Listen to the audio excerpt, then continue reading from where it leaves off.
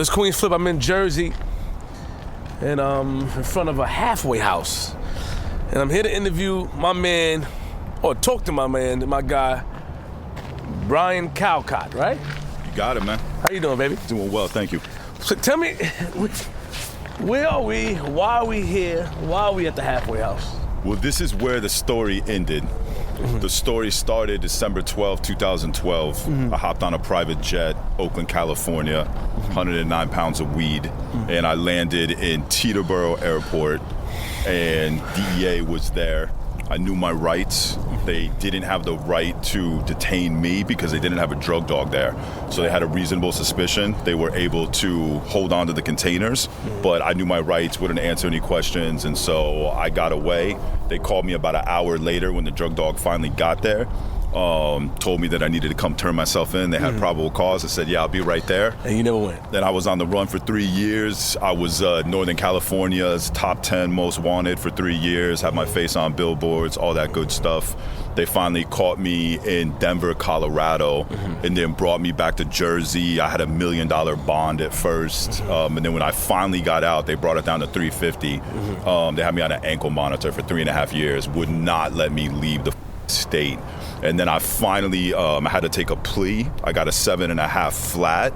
I probably should have done about 36 months, but COVID hit and they gave me my first parole, so I only ended up doing 18 months on it. Really? Yeah, because I went to the feds when I was 22. I did 5.5. We're gonna talk about that because I'm interested in your story. You hate Jersey though. Man. You hate Jersey. I mean, and that was something like.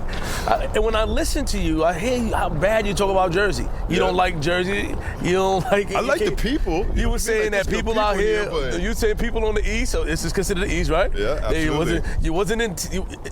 I don't know if you said you weren't intimidated, but you said you had an inferiority, like. I don't know if you said you weren't intimidated or you was intimidated, but I know that you said that anywhere else you went, you were able to finagle with the family because people considered you to be wealthy even though you weren't. That's when I was 10 years old. Got it. So I grew up in West Texas. My father was a pastor. Got it. We didn't have money, but that didn't matter. Got it. The town was 4,000 people. Cowboys, guns, grew up like that. So your father's the pastor, comes with like a certain like social standing. Got it. And you got all these external cues telling you that you have value, you have a place in the community. Got it. And then we moved to Jersey. Tell me about Chung, you know what I mean? A bunch of just rich kids. I'd never seen money like that before. And that was the first time in my life that I ever felt inferior. Inferior, got it. So even though you knew you were smarter than them, even though they couldn't really mess with you, you felt inferior because money. So money. And that's what led to my obsession. It's just like I've been to prison twice, done 7 years, done some. Anybody that will risk their freedom and their life for money, there's some issues. Do you feel like money rules the world, Ryan? Do you feel like money rules the world? I mean, it rules people, most definitely. Got it. I mean, but what is money? Money's an illusion. So ultimately, it's the idea. It's the idea of money is what rules the world. I mean, money is a social convention that we all get behind, and we agree that money has value and that it's gonna rule the world. Got you. So, real quick, you what was it like? I see building 3. Tell me about it. Go. So this is, I wasn't in that building. I was in this building over here, man. I was here for about 12 months. What, these are houses? Nah, it's all like bunks, man. All the way back there. It's a hole if you've ever seen one, man. Just and this right here? Yup. This is like a warehouse. Yup. So it was just bunks in there? It's just bunks. So the fucked up thing too was because during COVID, like this is made to be a halfway house. This is made for people to come here, go to work, come back, maybe be here for a couple hours. There's like one dining hall. There's not even really a TV room. People would lay on their bunk, watch their little personal DVD player. Like this isn't made for you to do the majority of your time. This is made for you to leave. So when COVID hit, we didn't get to leave this motherfucker for 6 months. Really? It was a living hell. Was there fights and stuff in there? I mean, not really. The thing that was fucked up was the K2, man. I'd never seen like that before, man. On a daily basis, there were people getting taken out by the ambulance with K2, and I'm just sitting there like, you guys have me in here for marijuana. If you would let these motherfuckers just smoke weed, the real thing, they'd be fine, they'd be chill, they wouldn't be having seizures. You understand what I'm saying? Like, going to the hospital. And like, that's my problem with like drug policy, is that you make something illegal because you think supposedly it's going to limit the behavior. It doesn't limit the behavior, and it makes things worse, and then you won't pull your head out of your ass and say, damn, we fucked up, we're wrong. So during COVID, we couldn't go outside, so you couldn't go outside. You was in the show. Yep, for 6 months straight. How many people, real quick before we get in the car, how many people were in here with you? Man, it's probably like 300, something like that. In this bullshit? Yeah. People, you think people still in here? Bro, if you saw it, it's not a halfway house. I'm telling you, it can't right be now, halfway. man, It's like a storage. If people were being realistic about those conditions, that's cruel and unusual punishment. It's extremely cruel and unusual. 100%. Extremely. 100%. But consider the people that are in it. They don't have people, you know what I mean, fighting for them. Ah, you're right. You're right. They get away with it. I don't think this is a halfway. It can't be a halfway house still. This Bro, looks right there, the Kintock group. You can go Google it, man, and look it up. Oh, right there on the building. Kintock group. Kintock group. They turned one of these halfway houses. They turned one of them into an ICE detention center. What? Yep. Yeah, there was like protests out in front of them and everything. Over here? Not the Kintock group, but yeah, like somewhere in Newark, they turned it into an ICE detention center. Let's get in the car. Let's go. Let's go. Hey, yo, let's go, JR. This is why I don't like Jersey. I just flew in from sunny California, man. There was something that stuck out to me. All right. And it was about your dad. Uh-huh. No, that's you. It's JR. It's JR. He can put it on behind him. It was about your dad. So you were talking about when you were younger, how many places you moved to. Yep. You moved to a lot of places. Give me the history of the places that you moved as a child. So I was born in Abilene, Texas, which is, you know, same thing, whole town in West Texas. We were there till I was about 2, and then we went to Enid, Oklahoma. Enid, Oklahoma, man, I don't know, it's maybe 10,000 people, maybe 20,000 people. My father went to a seminary there, and so he was there studying to become a pastor. After he became a pastor or whatever, got his education to be a pastor, we went to Alene, Oklahoma. And Alene is 300 people. It's what they call a winter wheat town in Oklahoma. Like, you being from the East Coast, you'd see it and think it was an alien world, man. I promise you, you've never seen a town like that. So we were there, and then my dad's mom was in San Antonio, so my mother was, you know, didn't really want to be in Alene anyway, and so let's go back to Texas. So then we went to Fredericksburg. Fredericksburg is about 60 miles outside of San Antonio in what they call the Hill Country in Texas. And then from there, we were there for about 2 years, and then we went to Pecos, Texas. And Pecos, Texas is West Texas. I don't know if you remember that movie Friday Night Lights? Yeah. So we were 70 miles away from the town where that happened, and we were actually there when that happened. I remembered when that happened. That was even a big deal for people in our town, because like the Permian Basin, like Odessa Black Panthers, they were almost like an NFL team out there, even though they were just a high school team. So I remember that story. So that was a big deal. So I was raised, you know, my grandfather was a famous horse trainer, but my father wasn't a cowboy. He wasn't anything like that. But, you know, all of my friends were cowboys, and my best friend, Rex, he was a cowboy. Like, I swear to God, he came out of the womb with, you know, a belt buckle and a lasso and boots on.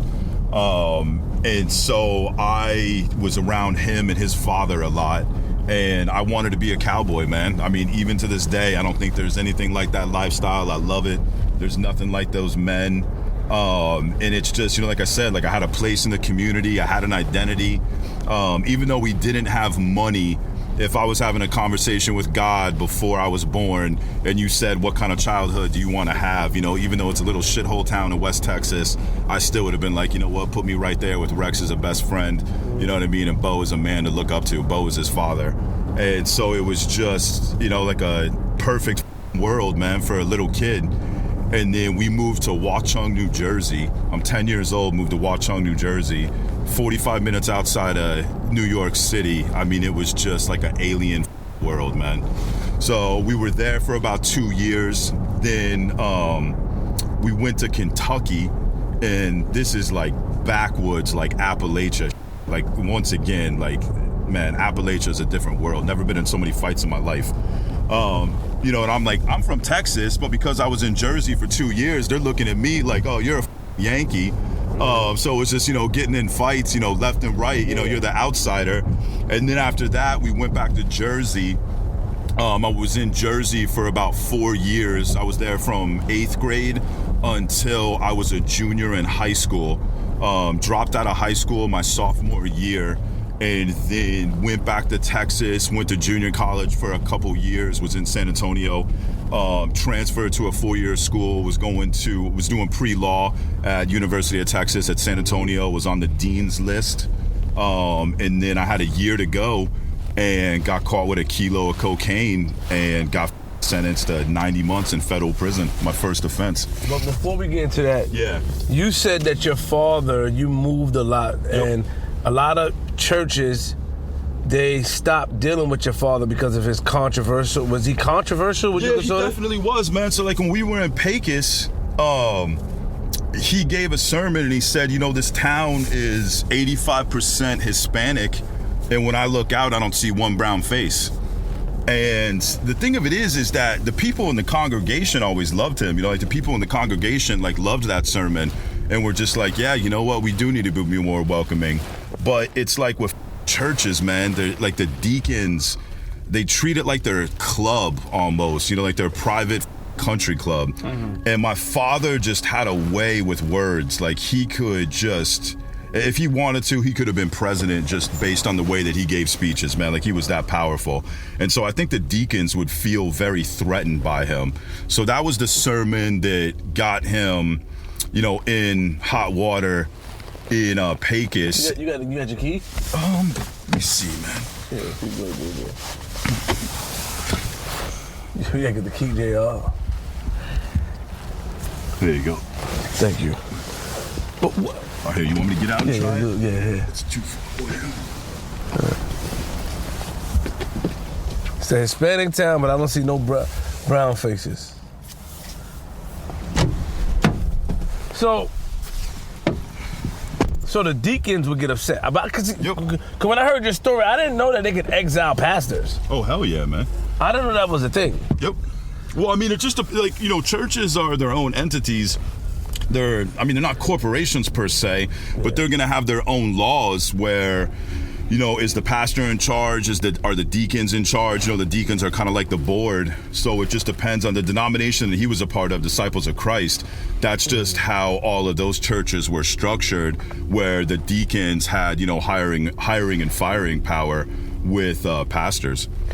Got it. So he said that, right? Yep. And then they let him go. They didn't want him anymore. Yep. So then what else did, because it was a couple of controversial things that your father so then we go to Watchung, and I mean, why in the they thought it was a good idea? You know, my mother's a teacher, my father's a pastor, and they're like, oh, let's move to Watchung, New Jersey. You know, expensive as hell. But I guess he just wanted to get out of Texas. So then we go there, and he was actually the associate pastor. So he was a youth pastor, and he would get to give sermons in the main church once a month. And the main pastor, Ron, he just kind of preached, you know, you're going to heaven, God loves you, you know, the kind of the feel-good gospel, whatever the hell you want to call it. Yeah. And my dad got up there, you know, and, you know, said it politely, but just said the truth, like, hey, you know, God loves you, but, you know, that's not going to get you into heaven. You know, you still have to hold yourself accountable. And it really just kind of, you know, brought people to task with that. Hey, there's more than just, you know, the feel-good part of the Bible. You know, there are things that, you know, you have to do. And, you know, of course, they didn't like that message. So that kind of got them in hot water. Then we go to Kentucky. And in Kentucky, the church loved him, like absolutely loved him. He could have stayed there as long as he wanted. But my mother knew that there was just no future in that town, that, you know, she saw like those kids, you know, like the way they grew up. And I'll never forget it, her looking at my father, and she was like, there is no way in hell one of these Appalachian rednecks is impregnating my daughter. She's like, we're leaving. She's like, if you want to come with us, great. If not, then so be it. You can stay. And he knew that, you know, if you're going to be a pastor, you kind of have to have the token family. So he knew that wasn't an option. So then we moved back to Jersey. and he actually started working for, it was called World Impact. It was in Newark, and it was an inner city missionary organization. And he was there for about 2 years, and then he became a missionary in Russia. He would go to Russia for like 6 and 9 months at a time. And over there, like if you're a homeless street kid, like they throw you in prison. They don't allow you to be on the streets, and they really get fucked with. And so he would bring, like blankets and clothes and support to those kids over there. And so when my sister was going to college, she went to San Angelo, which is out in West Texas. So she was going down there. My mother knew there was like, no place for us in Jersey. So while he was in Russia, we moved back to Texas, to San Antonio, Texas. How did he find out? Let's go, sir. How did he? I want to know how he found out the info about Russia. Because how did he find? Was it on the news? No, so we used to go. We used to go to Times Square Church in New York. Okay. And it was kind of like his idea.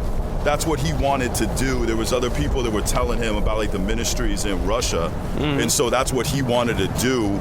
So Times Square Church gave him some money. Like he, was able to raise money himself, and just kind of got into it that way. Oh, really? Yep. So Times Square's church sent him. Yeah, pretty much. It was part of his idea, his venture, but also like a joint venture with Times Square Church in New York. Oh, wow. So why did you hate Jersey so much?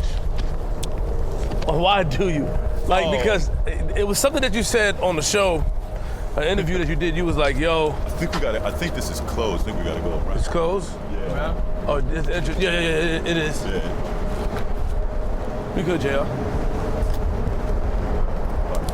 Yeah.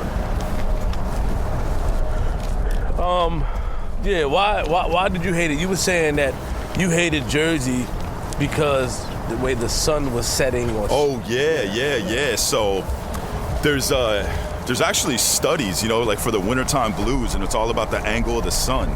And if you're born beneath the 37th parallel, and you spend winters north, like above the 37th parallel, you're more susceptible to the wintertime blues. And I remember, like in the wintertime, just looking at the shadows in the wintertime, and it just didn't look right. Like it just felt like something was off. And I remember being 10 years old and feeling like depressed for the first time in my life. And I didn't know if it was because I didn't like being in Jersey, if it was really because of that, at the point I didn't really understand that it was the angle of the sun. It took me years to kind of understand that, but it was the first time in my life, I ever felt depressed, really just like, sad with my situation. And there was nothing that nobody can do about it at that point. Yeah. Yep. So there was something that you said that stuck with me. You said that your mom said something to your dad about family. You needed a token family in order to, and I know this is probably private, so I don't want to pry, it's but okay. You were saying that I found out the type of guy my father was, and he was dead to me within months. The last words I said to him was, "You're dead to me." And within 2 months, he was dead. He passed away. Yep. How egregious was whatever it was with your dad? Because that for some reason you didn't talk about it. So I wanted to know if it was like egregious, is it something too crazy? It was so it's it was a cliffhanger. You can't just leave cliffhanger. No, I'll tell you what it was, man. It's just I don't know if you want like the backstory to how I came to that realization, or if you just want what the realization was. Both. All right. So you can start off with the realization, then tell us the backstory if you want. Yeah. So it's kind of hard, man, because it was all related to this kid Mark. He was living with us, and he was part of the last church in Texas that my father was a pastor of, and Mark was living with us when I got out of you go to the side when I got out of federal prison. Okay. And Mark was a punk. Like I tried to help him out. My father like really tried to help him out. Like he was just living with us. Yeah, so where do you want to go? From the fire right here? What do you want to do? Yeah,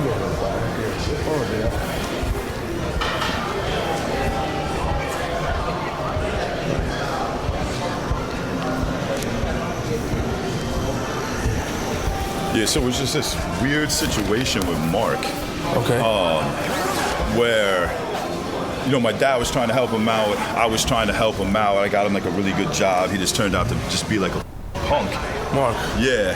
And I remember like my mom told me that he was treating my dad badly. Like he would take my dad's car from him, like leave him stranded.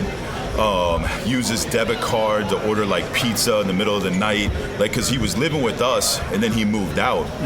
And I called Mark up and I was just like, Mark, like if I ever hear you talking to my father like that again, like I just got out of federal prison, like the kind of people I'm associated with, don't do it.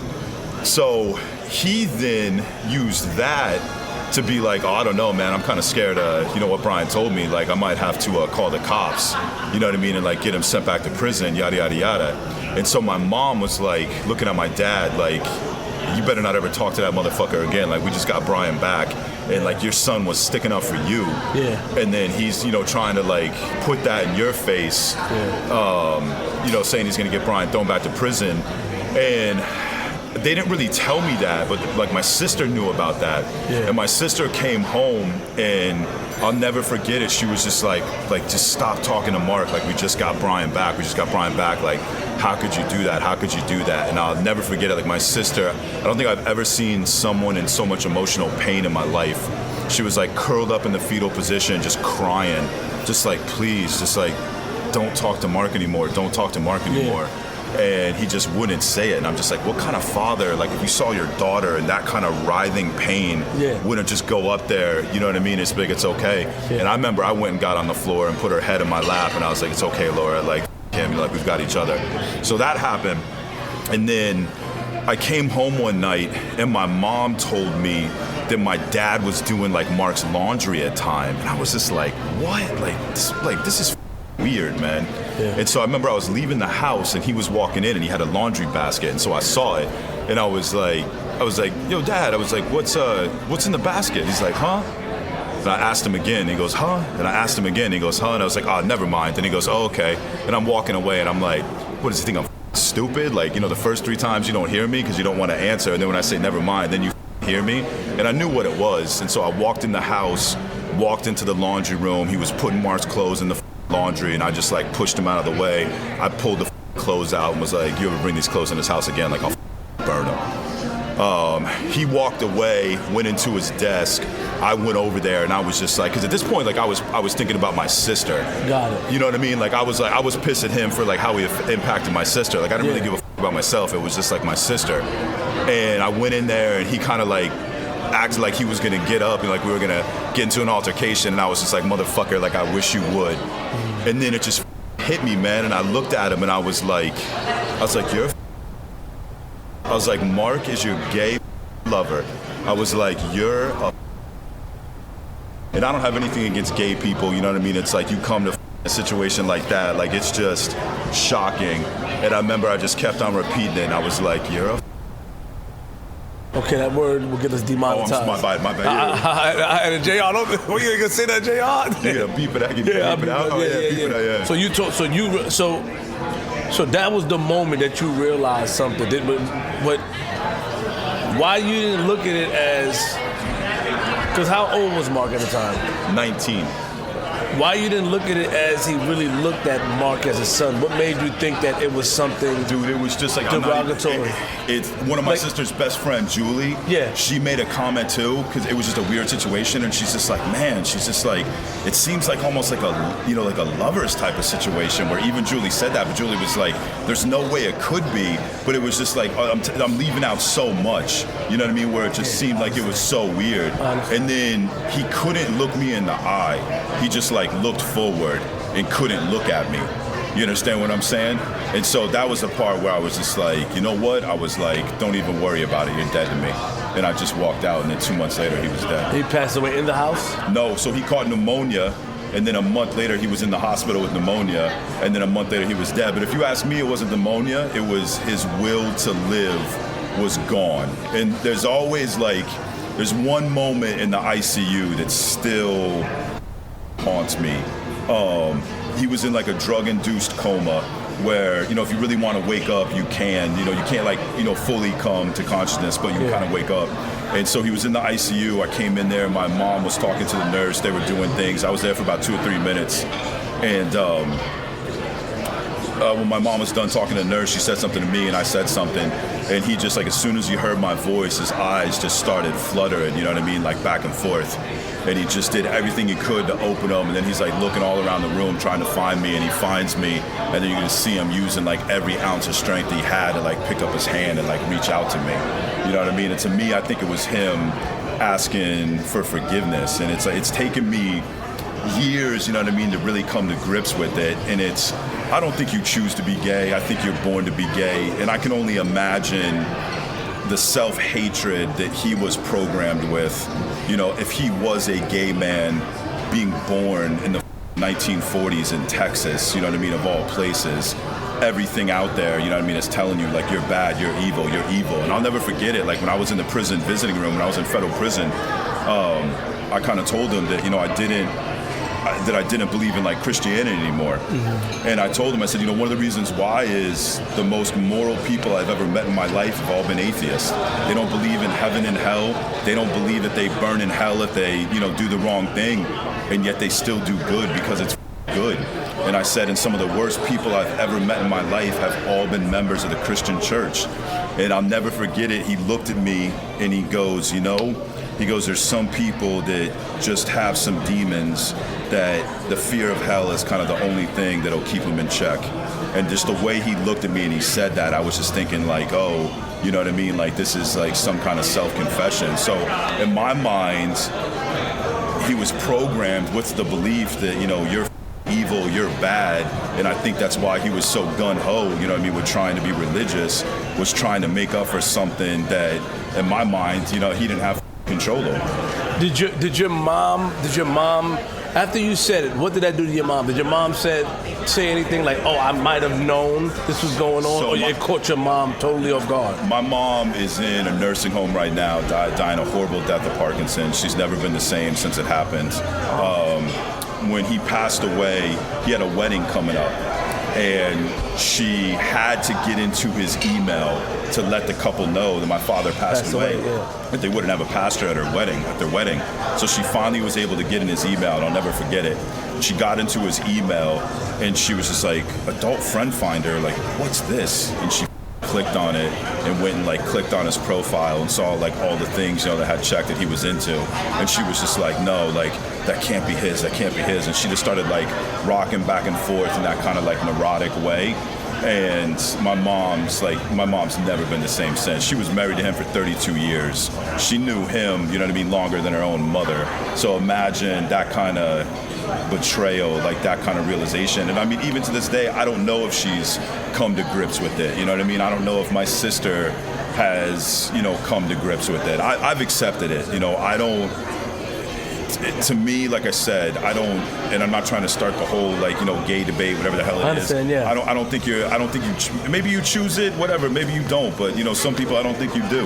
And if he was born that way, and he was born into a situation, you know what I mean, with society telling him you're evil, you have no worth. I mean, what's that going to do to someone? You know what I mean, as far as the kind of self-hatred that you're going to be programmed with. Do you think in any other? Last question about that. Do you think in any other city that you guys moved to, did you start to put things together in your mind? Was there any signs? There was never a sign. Never. Wow. I mean, because the thing of it is when he was younger, he was kind of a womanizer. Before he was a pastor, he was an alcoholic, he was a good-looking man, he was a womanizer. And I mean, people my mom would always get so mad because there's always women in church that are just infatuated with pastors. You know what I mean? It's if a pastor wanted to, he could be getting more pussy than anybody out there. There's just something about it.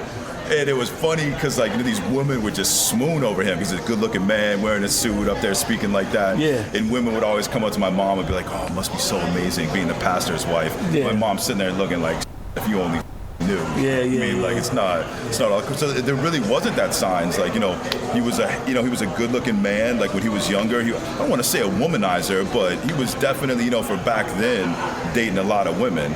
So. Did you ever put hands on Fred, or wasn't it Fred? Fred. Was it Mark? Nah, man. You know what's fucked up, man, is Mark was sexually molested when he was a kid. And then Mark ended up sexually molesting a little girl, and he's in TDC, man, for I think 25 years, man. Really? Yeah. Really? Yep. Wow. Yeah. What I do want to say is that you got more emotional, because I can tell that you compartmentalize your feelings. And what I mean is that because you're an admitted narcissist. Mm-hmm. And me too. Mm-hmm. I mean, and what made you emotional was not the fact that your father doing that, because I feel like you feel betrayed. What made you emotional is the fact that you got denied when you tried to go get what is it called when you went to court and you defended yourself?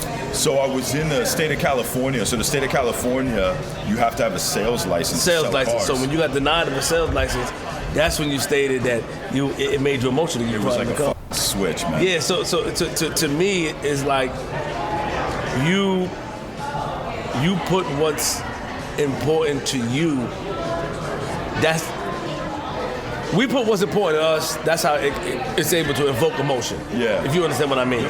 So that was important to you because you felt like, I'm doing something. I'm getting to it. I'm the top salesman here and all that stuff. I went to defend myself. They round of applause for me and shit like that, and they denied me.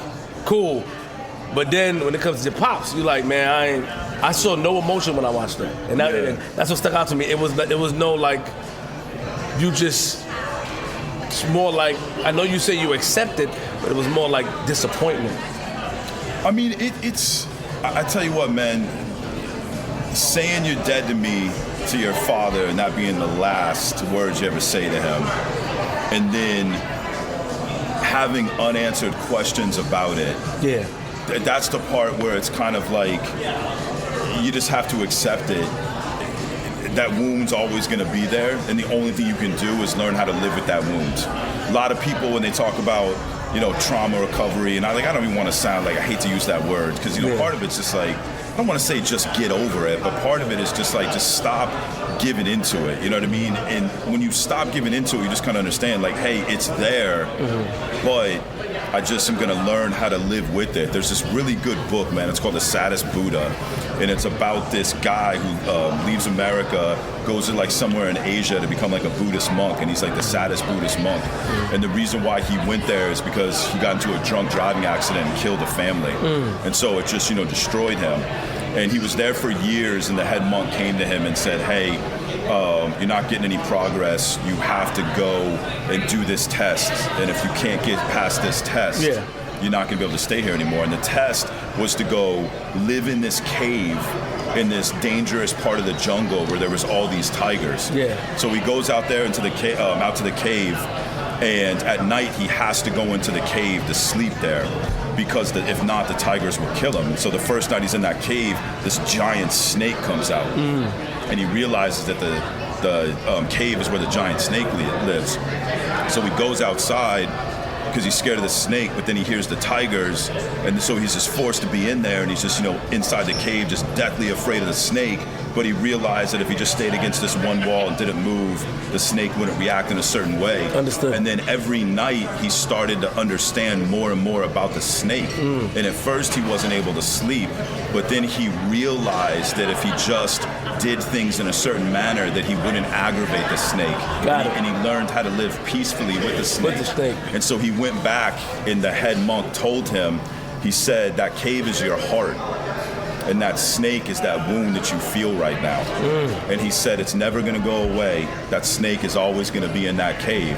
But you see how you learned, what sets that snake off, and how you can live peacefully with that snake. Basically adapt to it. So you adapt You have to learn how to live with it. So all these people trying to say, oh, if you do this, you can have this healing and it's gonna go away and you don't believe all in that. It's just like, you just got to make your peace with that snake. And you can still live a happy, healthy life with it being there.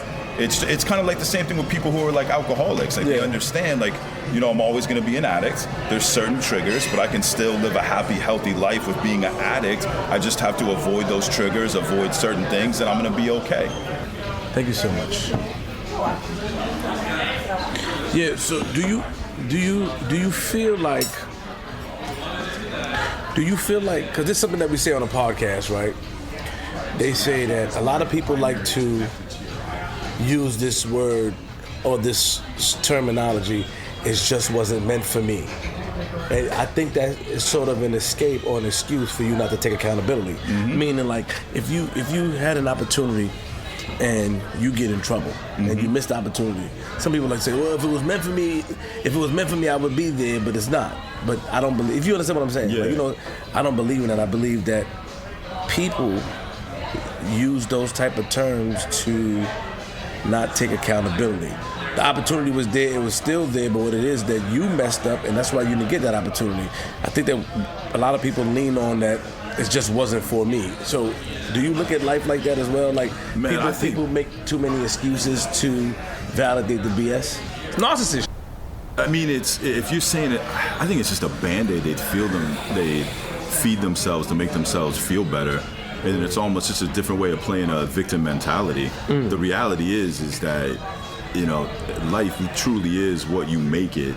And, you know, to sit there and say that it wasn't meant for you, well, was it not meant for you because of external situations, or was it not meant for you because of some internal bullshit that's going on? Exactly. And if you want to sit there and play the blame game and only look at external circumstances and be like, oh, it wasn't meant for me because, you know, all this whiny bullshit, well, guess what? You know what I mean? You're never going to find anything in life that's meant for you unless you win the lottery.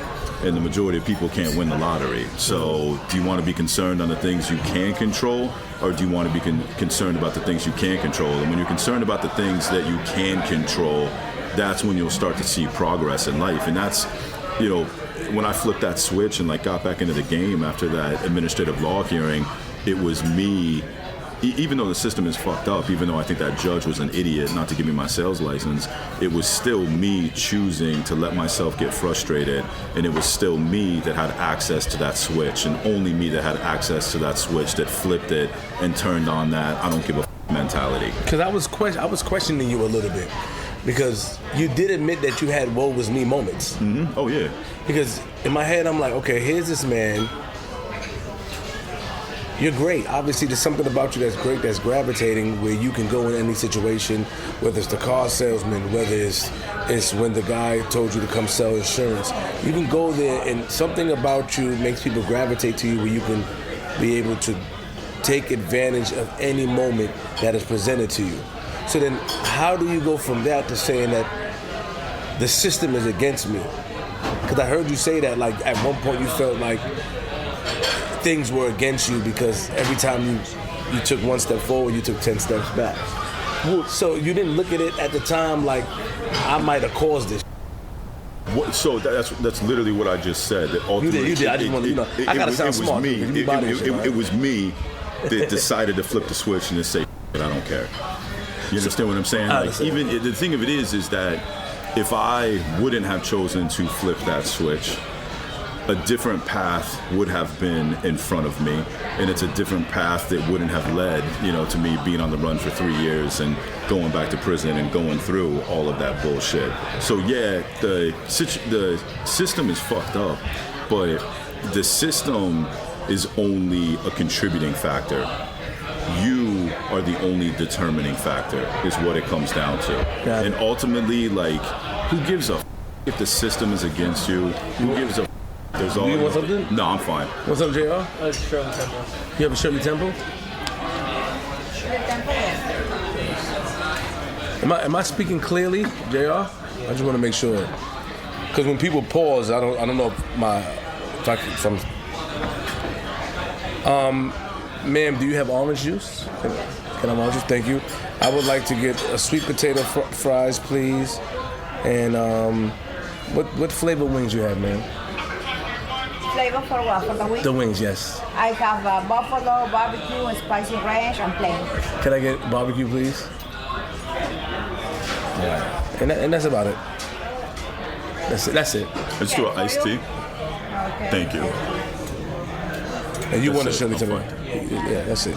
So, just sweet potato fries, barbecue wings. Yes. You told me that you're gonna eat. Yes. Thank you. Thank you. Thank you so much. Thank you. I got you. Yeah. So. The system can only you if you let it. Is I guess how to sum it up in a nutshell. If you choose to let it you, then it can you. But if you choose to say, I don't give a what roadblocks there are, I don't give a what barriers there are in my way, I am more powerful and I will figure it out, then it doesn't matter what the system tries to do to you, it'll never be able to you. But when you sit there and you say that the system is more powerful than me, the system can hold me back, and all these things, then you let the system you. Like there's a highly controversial social media clip.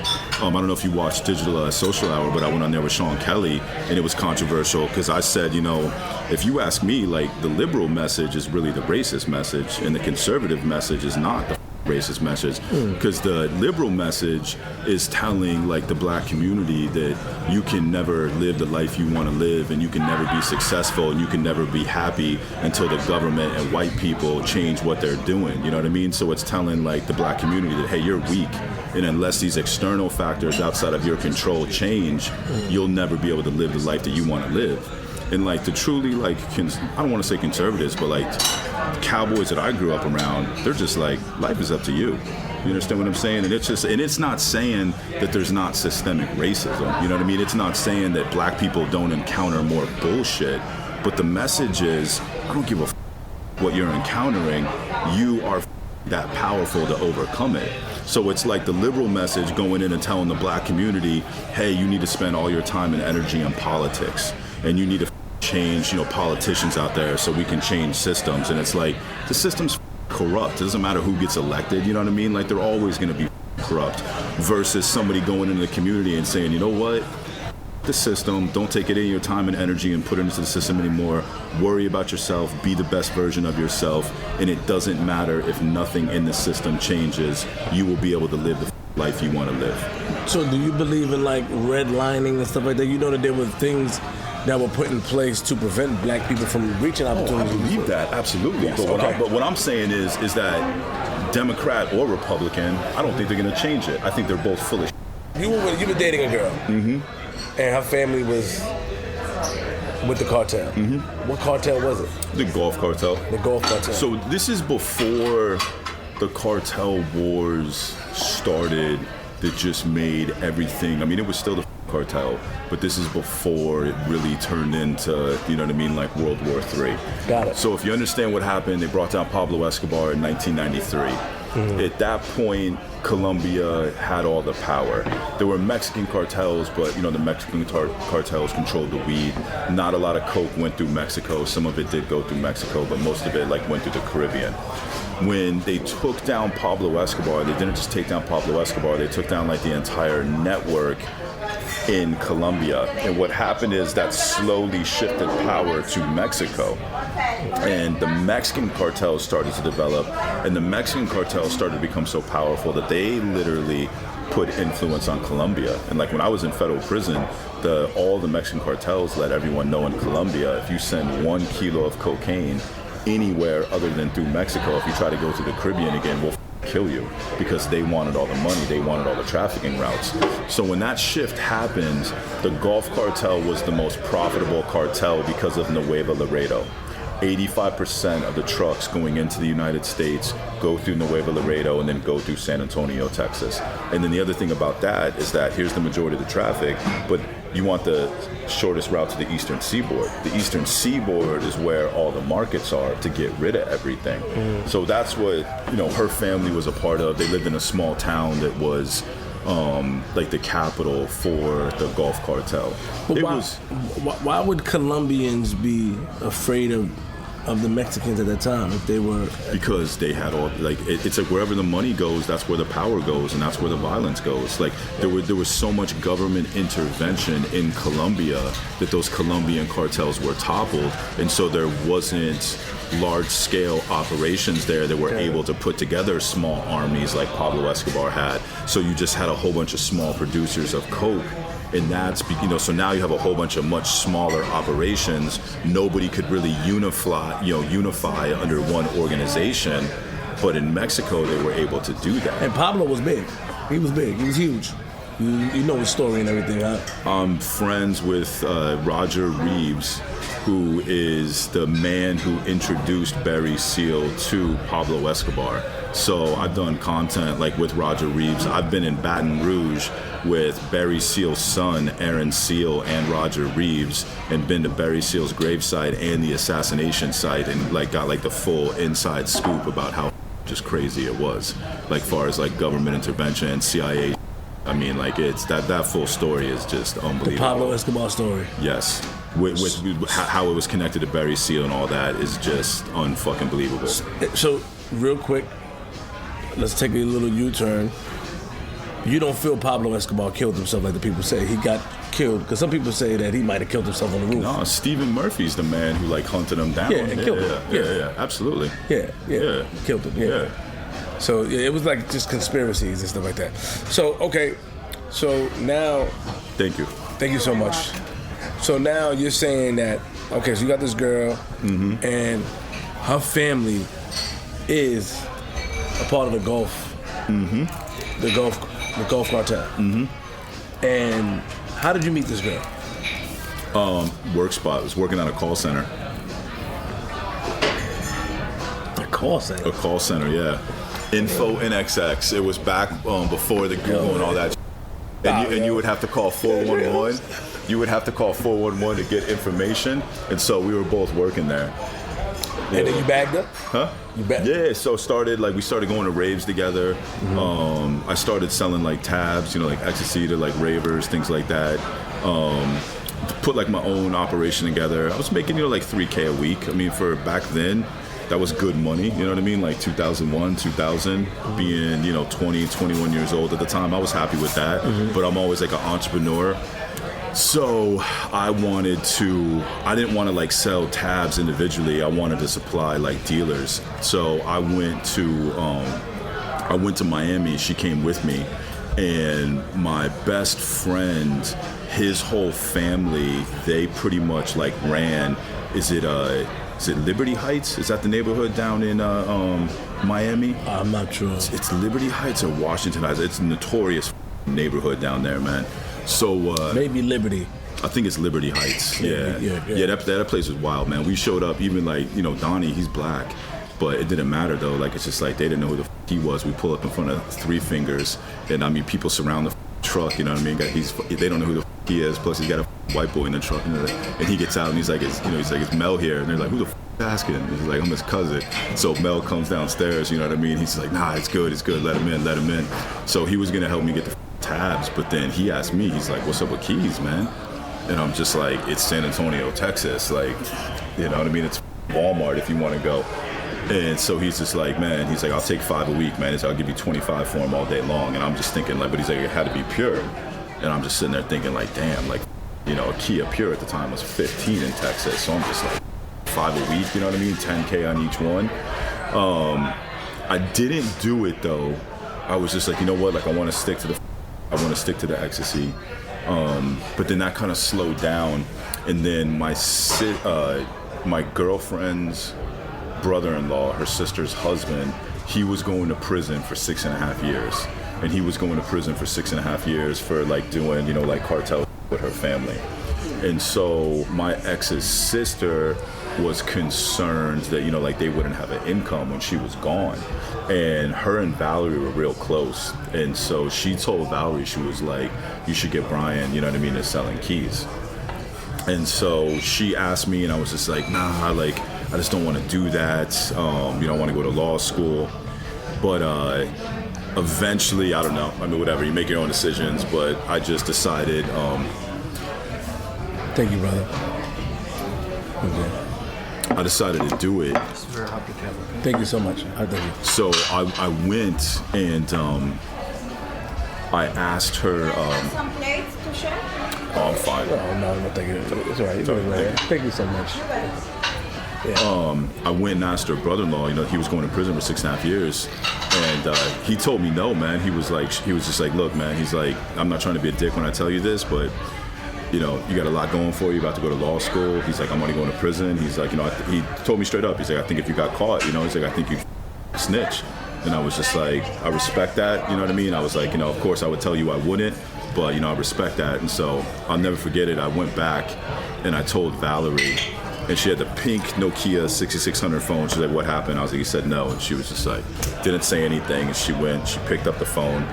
She went into the bedroom, shut the door, and came out like 2 minutes later and just like threw the phone on the counter. And she's like, it's done. So, she went back there and told Suhei. Suhei obviously told, her brother, her husband was just like, nah, you got to do this. And so he plugged me up and, started getting keys from him and got It was pure. Pure. No, the I got caught with was 50-50. They were taking this was just stuff. The cut? This was stuff I was doing in Texas. I hadn't even started doing the Miami stuff yet. They were just testing me out like with the stuff in Texas to make sure I was legit.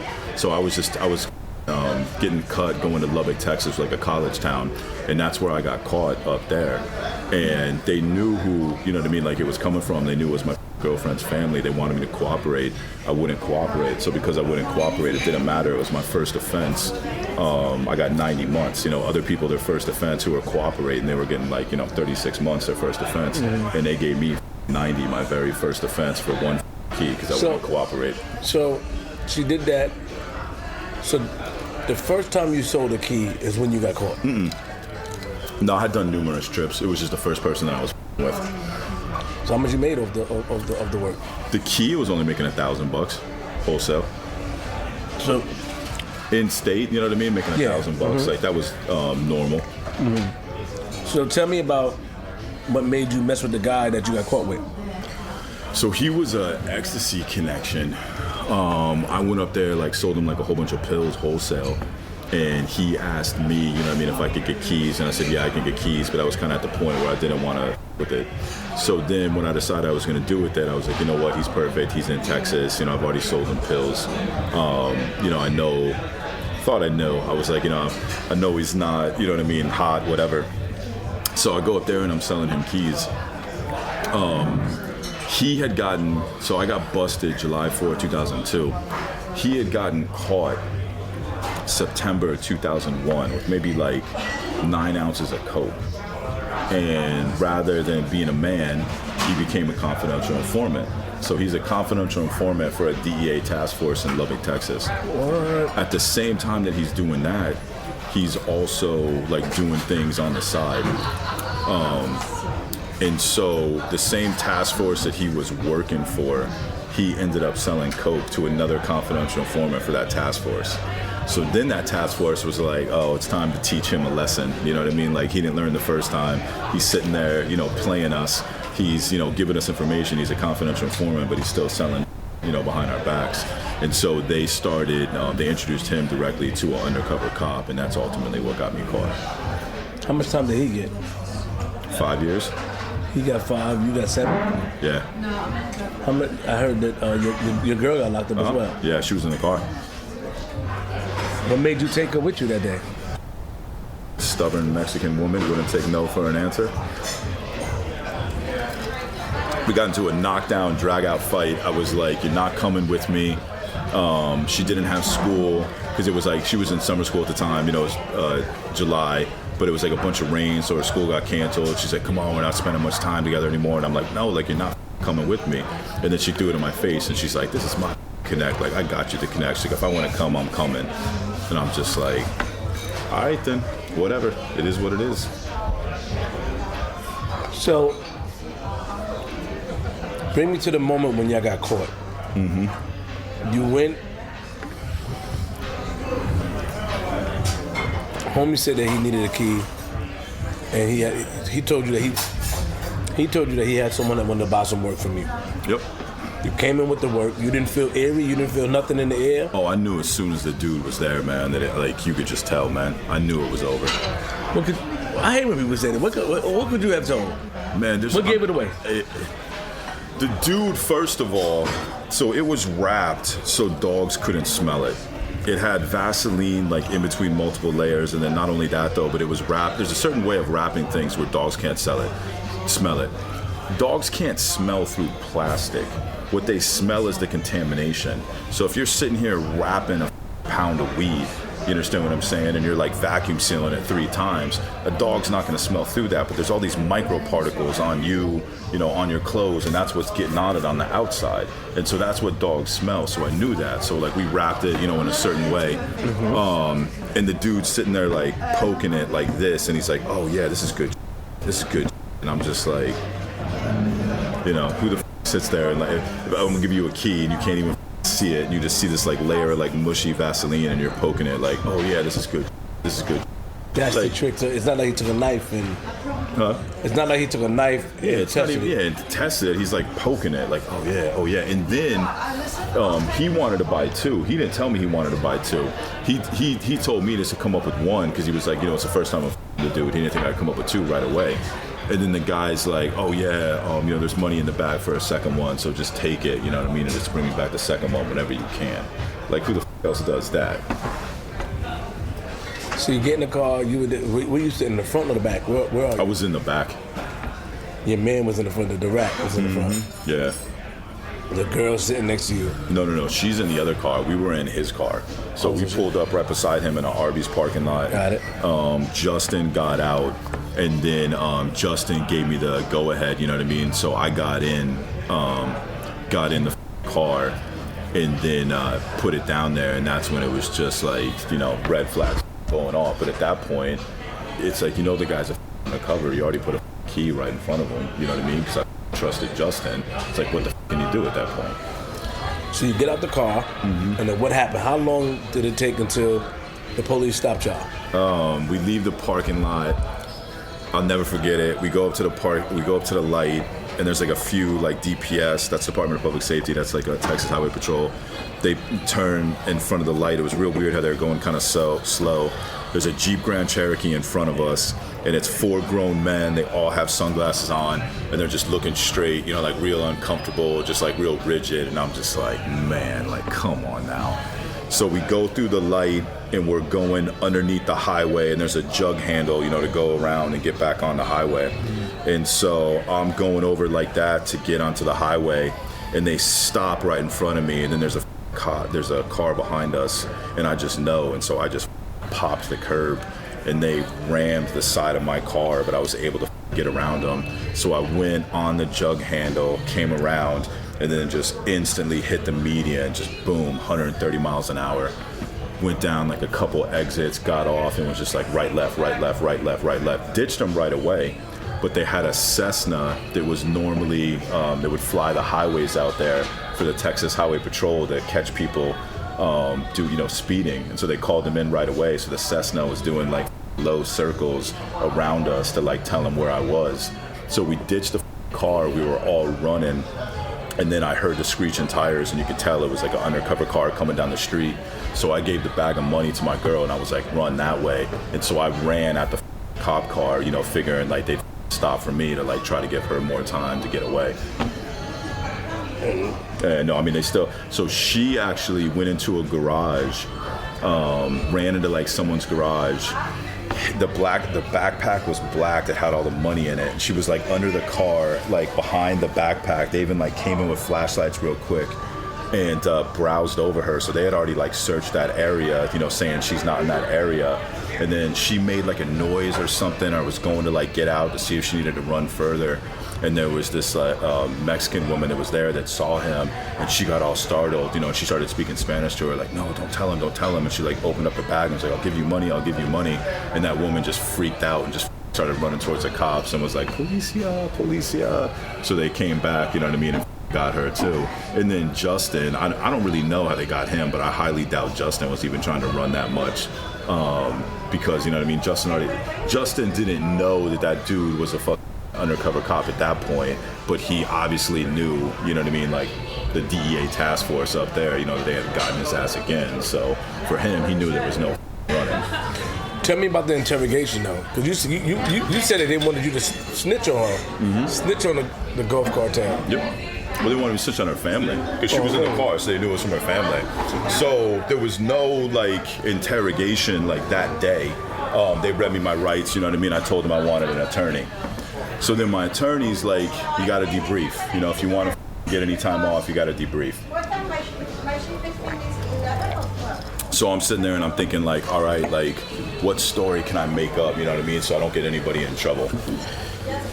Snitching didn't come in your head at all? Nah.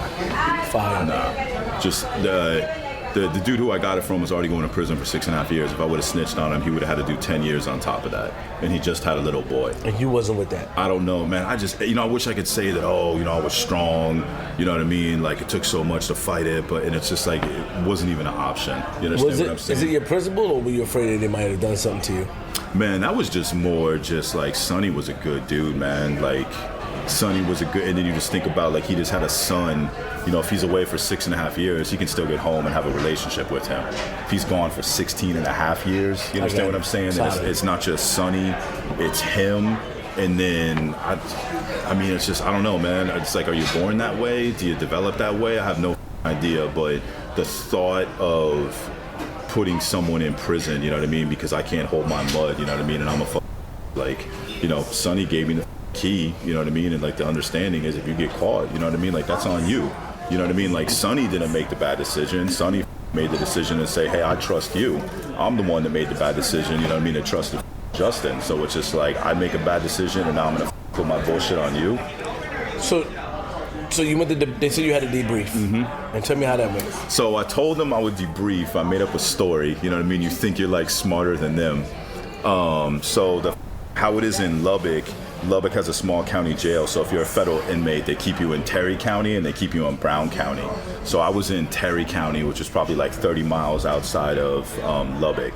So, the DEA hears you're gonna debrief, they actually pick you up, they bring you to the federal building, buy you McDonald's, all that. You're their best friends. I think you're about to get information out of you. So we go up into the federal building, go up into the prosecutor's office, and they're all getting their paperwork out. They're being all nice, being all cool to me. And my attorney walks in at a federal, public pretender. She walks in and she asked them to leave. Please, thank you. She asked the two agents to leave. She's like, I need to have some time. It's okay. It's okay. She's like, I need to have some time with my client before we start this. And so she sits down and she goes, look, this is what they want to know. And I was just like, well, that's not the truth. That's not how it happened. You know what I mean? It didn't come from Valerie's family. It came from some guy that I met in the bar. You know what I mean? And he calls me I don't know his real name. That was my story. Yeah. And she's just like, they're not going to want to hear that. I'm like, well, look, that's my story, right? That's what I'm willing to tell them. And it wouldn't have gotten anybody in trouble. So it was staged. She gets up, she goes right outside the door, she starts talking to the prosecutor, Tanya Pierce, I'll never forget that name. She starts talking. She's an evil. Whoa, yo, your mouth is so dirty, yo. Yo, J.O., what's up with this guy? Your mouth, you have a dirty mouth, bro. I'll tell you what, man, when it comes to that prosecutor, you dropped 4 F-bombs, and then what's wrong with you, man? We're not. All right, I'll keep it PG. My bad. No, you don't have to. You can still talk. It's not back in the days, bro. Brian, it's not back in the days. Okay, all right, so she's literally standing outside the door so that I can hear the conversation. And my prosecutor, my defense attorney, she pretty much should have been my prosecutor. My defense attorney tells the prosecutor this is what he's willing to tell. And she starts going off at the top of her lungs, that lying sack of shit. We know about the other keys and, all this stuff. And so she's just, screaming at my attorney. And she comes back in and she goes, you heard her. You know what I mean? That's, what they want to hear. And I told her, I said, I'm not willing to say that. I said, what I told you is what I'm willing to say. And she told me, she goes, well, I'm going to have to advise you as your attorney not to debrief then because they're going to charge you with perjury if you tell them that story. And I said, I guess I'm not debriefing then. And she looked at me and she said, if you don't rat on Valerie and her family, you're gonna do 15 years in prison. And I just said, so be it. And the fucked up thing is that after that, like I told my dad what happened, and he called her up and was like, why is he facing 15 years? Like, what are you talking about? I'm looking at the statutory minimums.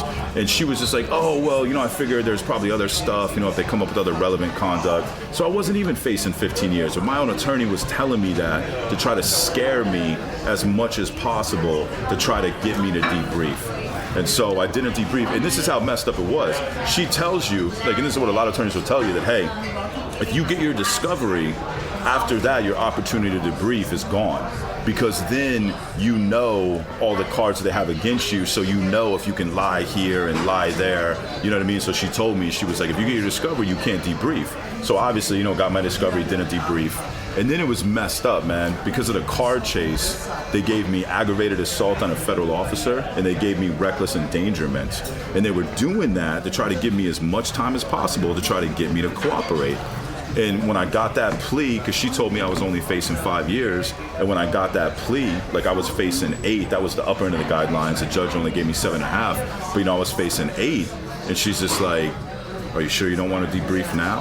And I'm just like, you're lying to me, you know what I mean? This is well after I got my discovery. This is literally my PSR sitting in front of me, and you're still telling me there's an opportunity to debrief. And I'm like, I told you, I'm not debriefing.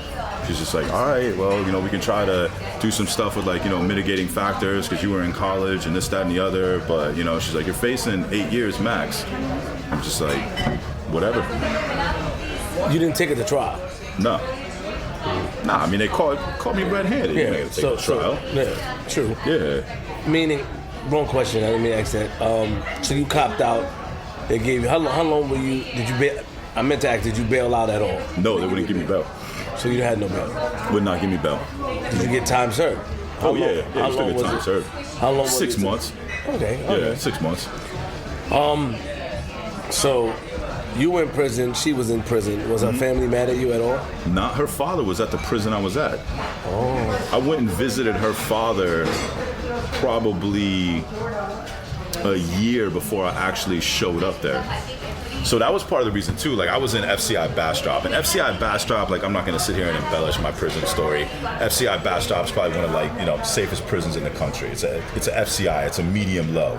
I mean, there's still some crazy that went on. I was there 2 months. You know what I mean? They were about to kill a guard. It's still prison. You still see things, but it wasn't. I'm not gonna sit here and lie, and be like, oh, I was in a USP. A lot of these other prison influences, they just embellishes their story. I'm not gonna embellish my story.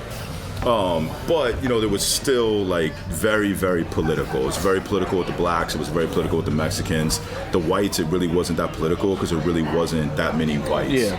So I get there, and I got there at 9:30 at night because I caught the plane out of Oklahoma Transfer Center. So I got there real late. And then as soon as the doors popped, I went out and went to his unit, because I knew where he was. So he, ran with the Paisas. Everybody knows he's a cartel dude. So I'm sure the white dudes were kind of looking at me who the hell is this dude? You know what I mean? It's automatically talking to this guy on the compound. And I remember we were walking the track, and he told me, he was just he's a lot of people here were asking me, if I was gonna kill you, because they knew that his daughter went to prison. And he straight up told me, he's like, if I have one child that's like me more than anyone, he goes, it's Valerie. And he's just like, I don't even have to ask you questions. He goes, I already know, you know what I mean? Valerie and Suhei were behind this, you know what I mean? It's just hey, you made your own decisions, Valerie shouldn't have been in the car, et cetera, but he's just believe me, he's just I'm gonna ask you, but he's just I already know what you're gonna tell me about, their involvement in this. So he knew, you know what I mean, he knew what was up. How much time was he facing?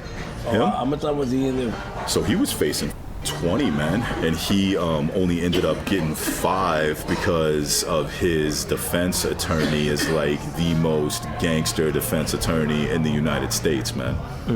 Yeah. He was facing 20. He took 20. Not facing 20. He took 20. And this was all for weed, right? So he takes a 20-year plea. His attorney was Guy Womack out of Houston, Texas. He used to do military law. This guy is like, wears like a buckle, like cowboy boots, like straight, like Houston, Texas lawyer. But man, that son of a, I'm telling you, man, like he knows what he's doing. So he took a 20-year plea. The dude that he was getting rid of a lot of the work to was this guy in Atlanta, and they were trying to give him life, right? And they were trying to give him life on an amount of weed that wasn't true. They were trying to embellish the number, you understand? So they were gonna take it to trial. So that guy's attorney calls up Sergio's attorney and says, will Sergio get on the stand, you know what I mean, as one of our witnesses and testify to the real amount? Because if he testified to the real amount, the guy only would have gotten 30 years instead of life. You understand what I'm saying? So he asked him to be like a defense witness rather than a prosecutor witness. So Guy talked to his defense attorney and was just like, look, he's like, I'm gonna play chess here and it's gonna benefit both of us, okay? He's like, I'm gonna put Sergio down as a government witness. You understand what I'm saying? That he's ultimately gonna testify against your client. And so what he did is he had the prosecutor think that Sergio was gonna get on the stand and testify to the amount that would have gotten the dude life in prison. You understand what I'm saying? But how he wrote his whatever, not a proffer, but his agreement was that he would just have to get on the stand and tell the truth. He didn't put an amount in there that in order for Sergio to get credit, he had to testify to a certain amount. He just put that Sergio had to get on the stand and testify to the truth. You understand what I'm saying? So the government literally puts him on the stand as a government witness, expecting him to testify to the amount that would have gotten the dude life, and he testified to the real amount that, the guy only got 30 years. And the prosecutor was livid, absolutely livid, and was like, I'm not honoring the agreement, Sergio's not getting time off. And he was just like, well, you have to prove that Sergio perjured himself in order to violate that agreement, and you have no evidence that Sergio perjured himself, so you have to honor that agreement. So instead of getting that 20 years, he only got the 5 years. So the dude in Atlanta didn't get the life, you know what I mean? He only got the 30, which is, the amount that they actually caught, because it's conspiracy, it's ghost. You know what I mean? They don't actually have to catch you with it. So Sergio ended up only getting a 5-year plea, and it was crazy because Sergio said when he got there, because he was a known dude in Atlanta, and so he gets there, you know what I mean? And it's just if you're coming there to testify against someone, everybody knows you're coming there to testify against someone. He says as a government witness, and the dude he was there to testify against, the guards were like, man, this is weird. Why is this dude sending you bags of commissary? You know what I mean? Sergio gets there, he knows what's going on, and he's making sure that he's taken care of right away because he knew the plan, you know what I mean, what Sergio was really gonna do. You talked about in prison, you said that you had a mentor. And tell me about your mentor. I was interested about the mentor. Man, he's one of the most interesting people I've ever met in my life. What is his name? His name is Steve Dubov. Is he home now? Oh, yeah. Yep. He was the first person to be sentenced to life in prison without parole for only drugs. Everybody up until that point, there had been guns, there had been murder, there had been, other things on their cases. He was the very first person to be sentenced to life in prison without parole. Where was he from? So he was a college professor in San Francisco, and he was also probably one of the biggest drug traffickers in the Bay Area. He owned a block in downtown San Francisco right off of Folsom Street. He had attorneys that were going to help him turn it into a single property, because if you turn it into a single property, the value increases, and he was going to sell it, to some corporation to come in and build a high-rise. So he was very good with his money. So when he got caught, the attorneys knew that. And the attorney said, hey, we can't represent you, but we have this really good defense attorney out of Texas that can represent you. So the defense attorney gets there and says, hey, they're going to come after the property. The first thing you have to do, you got to get this property out of your name. And so really what they did is they told him to take it to trial because they told him he could beat it. And they did that on purpose because they wanted to get him life because they wanted that property. And so it took him 12 years to collect enough financial information to prove that his defense attorney had control of that property. It was an immediate conflict of interest, and he got it overturned, and he got a 30-year sentence instead. And so he was under the old law, so he had parole. So he still ended up doing 17 years, but he had a life sentence without parole for 12 years. So how did they catch him? Do you know his story, how they caught him? I don't know how they caught him. I mean, it's the feds, you know what I mean? It's snitches, and they don't need to actually like catch you with something. Why did you think he was so unique? I want to meet that guy. We're gonna Because he was he still like does art to this day. He was. How do you know? You follow him on Instagram? Yeah, no, I'm still friends with him. Yeah, man. I'm telling you right now, he is one of the most interesting people you'll ever meet. Bryan, can you stop hyping it, man? I mean, at least, to me, he was, man. I will, man, gladly, yeah. To me, I want to speak to him. Yeah. Tell me what was unique about him. So he was.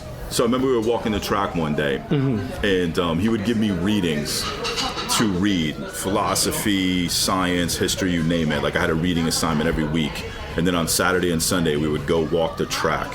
Yeah. And he would ask me questions. He wouldn't, you know what I mean, like tell me the answers. He would ask me very engaging answers to make me develop my own individual ideas. So he was a college professor. That's what, college professors do. And we were walking the track one day, and I asked him, I was like, why do you think you did this?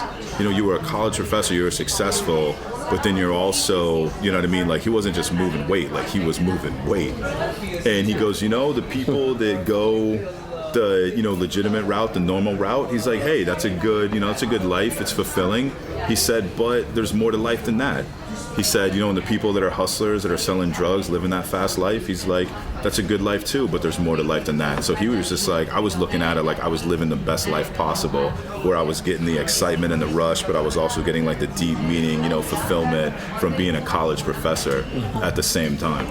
Wow. And he was like, he started a sculpture program in prison, literally raised $50,000, $55,000 from selling sculptures from prison. That's how he was able to pay for his attorneys to get his life sentence overturned. So even how he got his life sentence overturned, from like starting sculpture programs. And he said he was in this one prison, he was in a USP, and I think it was the Mexican Mafia. They saw that they could like take the sculpture program and make money off of it. And so they came in and they said, hey man, we're taking this over from you.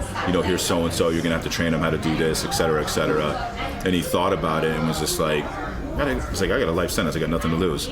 So he got a shank and they came in and he sat down with the shank and he was just like, you wanna put me in the position, lay down or get down? He's like, you might kill me in 2 seconds, but I'm gonna get down. And he picked up the shank and was like, I'm not giving this up. And so he literally he was willing to die for it, but he played chess with him like that. Like, if you kill me, you're not gonna be able to make money off the sculpture program that goes away. So I'm showing you straight up, and I'm willing to die for it. And they were just kind of like, all right, understood. So, here he is, a lone white guy in a USP, has something that the MA, like back then, like not people you want to mess with in a USP.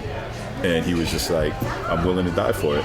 So like you look at him, and you never think that this kind of guy just has that kind of character in him, and it's just, he does. What was the most challenging part of prison? Or the most challenging experience that you had? I mean, the most challenging part?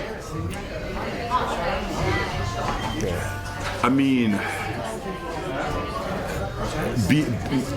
not being a violent person and being forced to live in a violent environment where, things can happen in an instant, and you have to adopt a different mentality, that to me is the most invasive. I've been in fights before. I've defended myself. You understand what I'm saying? Like, I'm not a pussy. I'm not scared of getting in a fight. But as far as, unless you've really done something to me, I'm not going to be the aggressor. Got it. So I'm not a violent person. Being in that kind of situation, I mean, you're forced to be in that kind of environment where violence is the rule of the law. I think that's the most invasive, and I also think that that's what does the most. Can you pack this for me, please? Of course. Thank you so much. That's what does the most harm to people. Where that's when you leave prison, you have PTSD. And like I said, I was in FCI Bastrop. I mean, I was there 2 months. They were about to kill a guard. I mean, definitely saw people get their heads beaten with locks, sliced up with razors. Things like that. Like, you still saw prison stuff. It just didn't happen as frequently. My buddy Mark. He just did 22 years in United States penitentiaries. Got it. 11 of those years were all, was in the hole. the PTSD that he has is unreal. I mean, unreal. Like 22 years in United States penitentiaries. Like he could not go to any lower level prison. He's the kind of stuff that they make movies about, like all these other prison influencers, you know what I mean, that are trying to say like, oh, this is my story, like kind of like Wes Watson and all that dumb. Like Mark is that dude. Like everybody knows, you know, inside the federal prison, like who he is. And he's still like a great guy, still an amazing person. But you can just see like the evidence of like PTSD, you know what I mean, that he has from that. So I think that's the just most messed up part about the prison system in general, is that you put them in this situation and then you just take them out of it and you don't acknowledge what it's done to them mentally. It's just, you know, what do you expect? You know, what do you expect is going to be the results? Where did you do the remainder of your time? Because you said you was only. Oh, I did everything in FCI Bastrop. Oh, so you did everything in FCI? Yeah. So I did. So I got a year off for good time, and I got a year off for what was called the RDAP, Residential Drug Abuse Treatment Program. So if you took that program, you got a year off your sentence. So I got a 7.5 year sentence. I did 5.5 on it. Okay. Yeah. So then you go home, and then where your family was in Texas? Texas, San Antonio. Yep. So Pops came back from Russia and stayed home. Yeah, so he was in San Antonio when I went in, man. He went back to selling cars. Just a check, please. Thank you. He went back to selling cars. He wasn't being a pastor anymore. He went back to selling cars. He's making good money selling cars. So he and my mother were both in San Antonio when I got arrested. So he stopped being a pastor? Mm-hmm. Wow. Yep. Wow. Tell me the story about, because you did 2 jail stints. Mm-hmm. Tell me about the second one. So I'll never forget sitting in the back of that DEA car the first time I got arrested. I swore to myself I'd never go back. And when I was in prison, did anything and everything I could to make the best out of that experience. That's why I feel I was so lucky to have Steve there, because it wasn't just like I taught myself. I mean, Steve was a college professor. It's like I had a college professor at my fingertips, and he really, really, really put me on a path that, you know, I don't know that I'd be on if it wasn't for him. So I was proud of myself of how I conducted myself in prison. I was proud of myself for how I made use of the time, you know, being in prison. So I get out, go back to school on the president's list, straight A's. I'm working a full-time job, and this is San Antonio, Texas. And this is San Antonio, Texas in 2008. I was working at a fine dining restaurant, making $1,500 a week cash. Like, that was good money back then. Like, San Antonio, Texas is cheap as no kids, single, you know, was driving an Audi S4. All my boys thought that I was like, you know, back then I'm just like, bro, I'm making good money, you know, $1,500 a week cash. So I was happy with myself. I was proud of myself. I wanted to get a PhD in criminology, but I didn't want to go to graduate school right away, because I looked at it, you know, like I just did 5.5 years. I want to enjoy my freedom. And so my sister was in San Francisco. So I went to San Francisco, visited it for the first time. And back then, it was before it turned into the hole that it is now.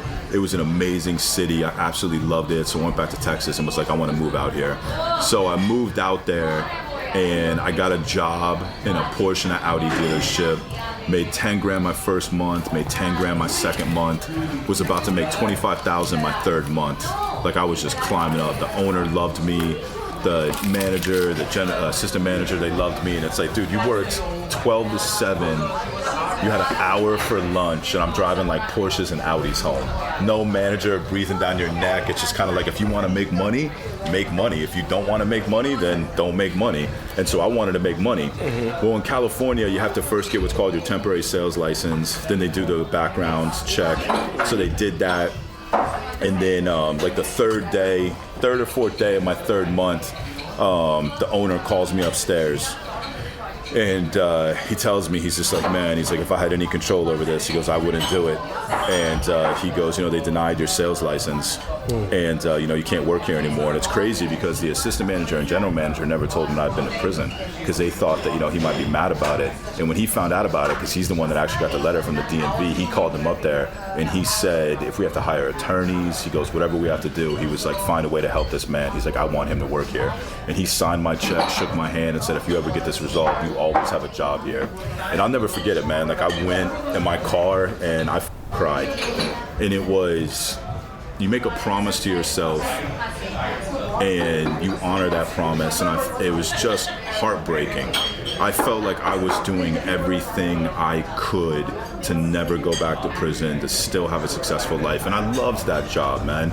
I took it seriously. Like, to me, like, it wasn't just a car. There was a lot of people out there that had just gotten jobs, in Silicon Valley, so it was like their first job, with their first real paycheck out of college. Like, it was like a significant moment. There was one guy who was an author, he had a book do really well, so he came in and bought a Porsche, and so it was significant moments in people's lives, and I was honest about how I sold cars too. So I was proud about how I conducted myself. I looked at it as, more than just a car. I looked at it as, like, getting to share, like, special milestones with people, in their lives. And also, it's just like, I've always been a hustler, man. Like, I don't want to steal. I want to make money. You understand? So it's just like, to me, it's like there was no reason why I shouldn't have been able to have that job. And, probably cried for a couple minutes, and then it just wiped away the tears and was just like, that. Like, I'm not gonna let these motherfuckers break me. Like, I'll find something better. And just instantly kind of turned on that resilience again. And then I went and I got an interview at AXA Financial Services, and I'm sitting in a group interview. There's all these young kids, not younger, just graduated with like MBAs from Wharton, Michigan School of Business, like all the top business schools in the country. And I'm sitting there like, there's no way in hell I'm getting this job. Like, I've been in prison and I don't have a MBA. So they do the group interview, everybody leaves, and as we're leaving, a guy comes up and he taps me on my elbow and he says, kind of gives me that motion like that, like, hey, kind of hang back. So I hang back and he lets everybody leave the room and he just goes, you have what this job takes, man. He goes, this job's gonna change your life. He goes, you're gonna be a millionaire. He goes, this is how it's gonna go. He says, for the next 4 years, you're gonna hate life. You're gonna make $100,000 a year. You're gonna work 18-hour days. He said, life's gonna suck. He said, but your 5th year, you're gonna be a millionaire. 97% of people that make it to their 5th year never do anything else. He said, this job will change your life. So it's like literally like, here's the keys to the castle. The only thing it takes is hard work. I'm not scared of hard work. And I told him, straight up, I was like, look, I've been in federal prison. I'm on supervised release right now. And he said, I don't care. He said, if you can pass your Series 7 and your Series 63 and get bonded, he goes, you got a job, man. He's like, you can start as soon as you want. So, of course, I couldn't get bonded because of my record. That was kind of like heartbreak. So you didn't even take the test? No, because I couldn't get bonded. Got it. So I couldn't get bonded, yeah. So it was just like, there's another golden opportunity. And so then I finally had a hearing with an administrative law judge in the state of California to try to get my sales license back. And I defended myself. I embarrassed that state prosecutor. The only thing I had to show was, a reasonable amount of rehabilitation, and she could have granted me my sales license. And it was more than, like, I got out of prison and worked a full-time job and was on the president's list making straight A's. Put a tip on there for you, okay?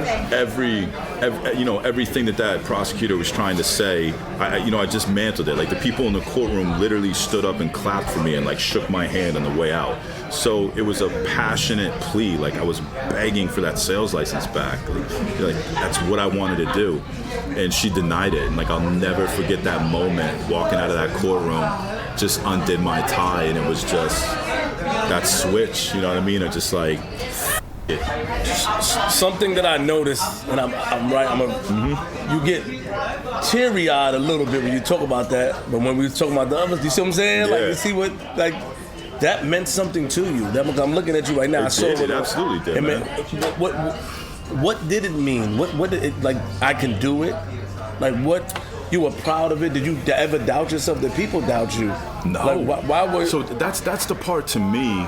And here's the deal. I can own the accountability. Ultimately, it doesn't matter how fucked up the system is. It was still my choice to flip that switch. But it just doesn't make sense to put these rules in place that are supposed to protect society, but when you look at their actual impact, they don't end up protecting society. That's the only state in the United States where you have to, of course, California, we have to have a sales license to sell cars. You understand? Yeah. And it's just, it's like if it was a financial crime where I had access to people's sensitive information and, you know, I broke the law that way, then I could see like, okay, cool, this is why you can't sell cars. But there was nothing of that. And if you have employers that want to hire you, but yet there's red tape as to why they can't hire you that's supposedly, you know, there to protect the public, but then it puts somebody in a situation where I'm just like, what do you want me to do? Go work back in a restaurant? Like, I'm not doing that. And that was also, I mean, the other thing too is that was at the time in Northern California where you could make millions, like millions. What were the grounds that they denied you? What, with the sales license? Yeah, like why there wasn't a reasonable amount of rehabilitation. Based off of what? Like what they just wasn't an amount? How long did they want you to be rehabilitated for? Like, what was the stipulation that they gave? I mean, here's the deal, man. It's, you know, I'm gonna be biased. It's my story, but I would say this: someone coming out of prison, going right back to school, finishing, making the president's list, all straight A's, having successful jobs, finding another successful job, being very successful at it right away. You understand what I'm saying? Got it. That's a clear indicator of the path this individual is trying to go. True. And then standing in front of you, making a passionate plea. What did I want my sales license for? To launder drug money? You understand what I'm saying? It's just like, and then if it comes down to it, because this was an administrative law judge, it's not even a reasonable doubt evidentiary standard. It only had to be a preponderance of evidence. 51% of the evidence had to be in my favor. So to me, any reasonable person clearly would have said there is a preponderance of evidence that there is a reasonable amount of rehabilitation, and she could have given me my sales license. And that's the part where I just like absolutely just did not understand it. And it's just, like I said, it's my choice, the system, but ultimately I let the system me. And I can own that, and I want to own that because I never will let the system me again. Because the system only has power over you if you give it power over yourself, is what it comes down to. So I chose to give the system power over me, and that's how I ended up going back to prison the second time. Let's go to Teterboro. So you got caught at Teterboro. Well, what's the story about Teterboro? Let me not guess it. Like, you know, I be trying to freestyle and guess it. All right. Yeah. So I was moving like 300 a week, man. I had a really elaborate system that we would push it through the mail. And we had like business labels, we put invoices on them, we made the packages look like almost like Amazon packages, and we would send them to big virtual offices. So it was like a perfect system, man. I sent 300 a week for years on end, never lost one. So the guys that I was getting work from, they saw that, and it's just like anybody who's trafficking, like you always take hits, and they saw that I never took a hit. So they came to me and they said, look, you know, we got customers on the East Coast. We want you to move 500 a week for us. You know, we'll give you 300 per, you know, to move 500 a week, which is about, you know, 300,000? No, $300 per 500 per unit of weed, which is about, you know, that was like industry standard. That was a little shy. You know, to go to Texas from California was about 300. To go to New York was normally about 500. But I was just like, it, man, transportation's my thing. I'll figure it out. I was gonna start doing it through the rail, but in order to do that, you have to buy like commodities, rent out like a full like 52-foot container. It's a little bit more of an elaborate process, and I wanted to start moving those additional 500 a week right away. So 500 pounds. Yeah, 500 pounds. Yeah. Got it. What would you make off of 300 pounds? So I was making $500 a unit off the 300 pounds that I was getting rid of myself. So I was making $150,000 cash a week myself, but that was me getting rid of it to my people. That wasn't me getting paid for transportation. they wanted to pay me $300 a unit for $500 a week just for transportation. So I would have doubled what I was making. I was gonna make an additional $150,000 a week. So rather than making $600,000 a month, I was gonna make $1.2 million a month. But you know, it's like you learn. It's never enough. I mean, $600,000 a month, that should have been more than enough to do that for, you know, 6 months, maybe 12 months and exit. But you just get addicted to that lifestyle. So I knew I had to increase my transportation method, like the mail system, pushing like another $500 a week through it. It just would have required too much. So my buddy tells me that he's got this dude in Southern California that he brokers jets, and that he knows what we all do, and he's been saying like, look man, like I can get you guys, you know, jets, like I'll broker them, I won't raise red flags, I know how to do this. So I flew to LA, we went to the SLS, had like a, you know, fun weekend, sat down and met the dude. And the guy told me, he's like, look, man, he's like, you book these jets through me, you'll never have a problem. This is what, you know, sets things off with the private jet companies, what makes them think that, you know, you're trafficking drugs, et cetera, et cetera. He's like, just don't ever try to book it yourself and just book it through me. So I was like, all right, cool. You know, he was intelligent. I'm normally very skeptical, but he alleviated any skepticism that I would have had. So I wired him the money for the first jet. He asked me, you know, like how big the containers would be. I told him how big they were. So he was like, okay, we need to get an underbelly. So he books a private jet that has like an underbelly. And then at the last minute, he sees a dead leg come up.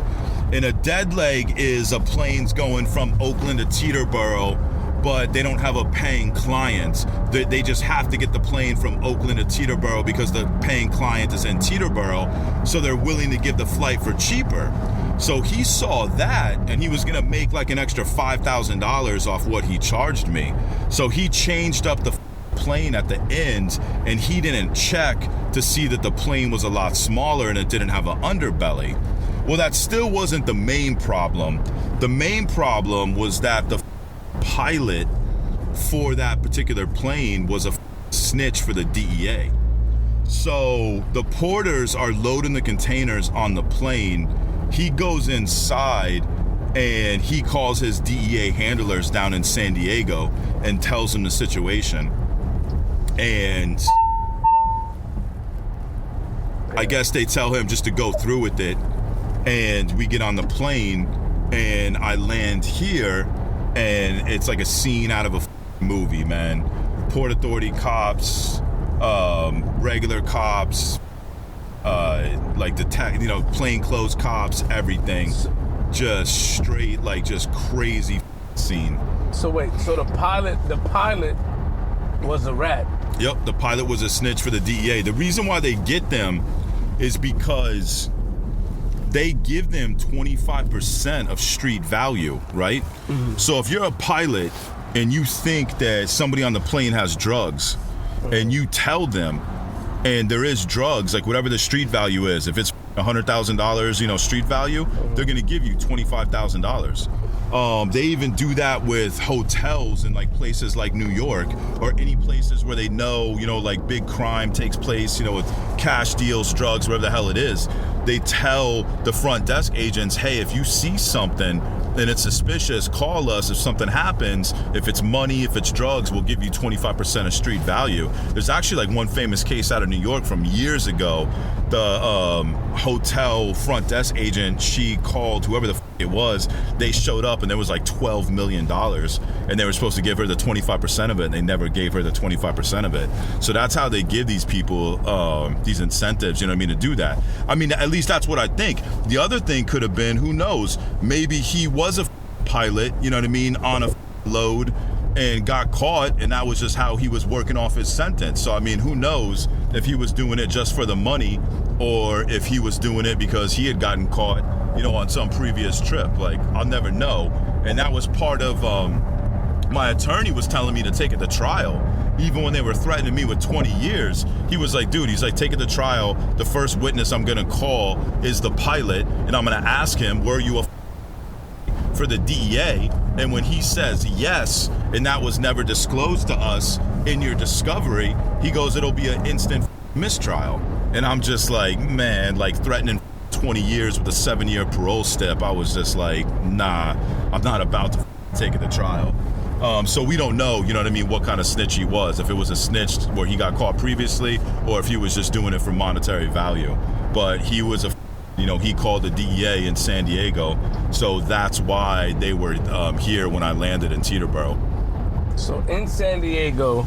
Well, no, I flew out of Oakland. That's the other part too, why we knew he was definitely a snitch, because I flew out of Oakland, California, and that was part of the reason, like, why my attorney was pressing the prosecutor so much, saying, hey, you guys didn't give us complete discovery. This guy was a snitch for the DEA, and they kept on saying, no, he wasn't, and he kept on like bringing it up to the judge. Well, if that's the case, he's in Oakland. Why the would he call the DEA office in San Diego? Like, it just doesn't make any sense. The only way it makes sense is that that's where his DEA handlers were out of, you know what I mean, San Diego. So you're on the plane, and it was about like 5 hours?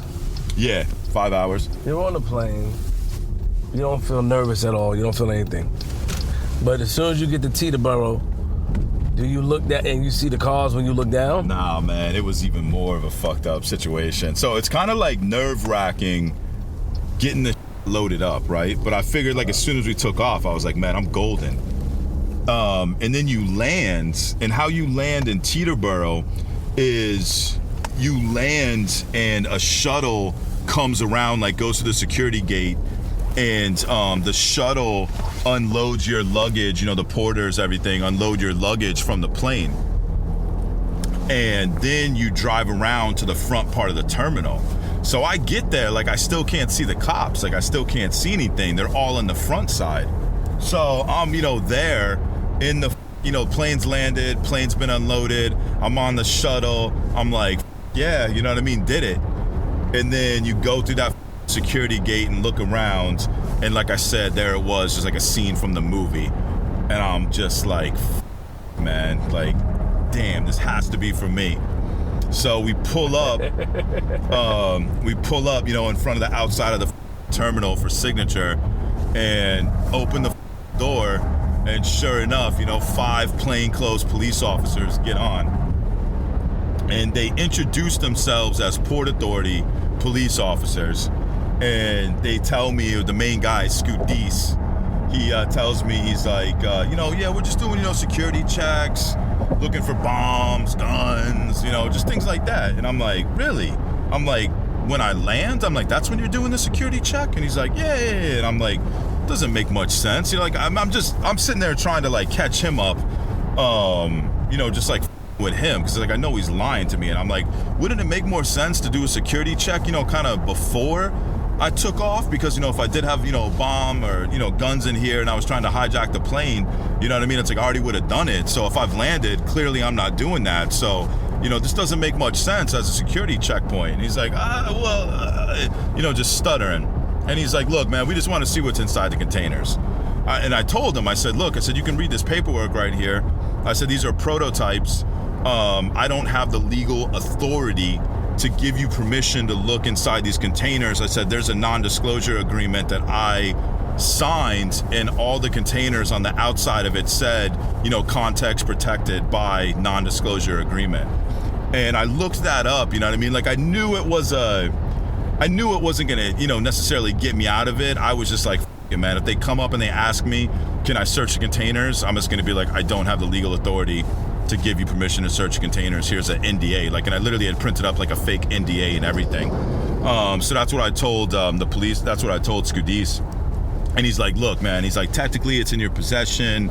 You know what I mean? You technically do have the right to do this. And I said, look, you're not an attorney. I said, as far as I understand, I do not have the legal authority to give you the right to look inside these containers.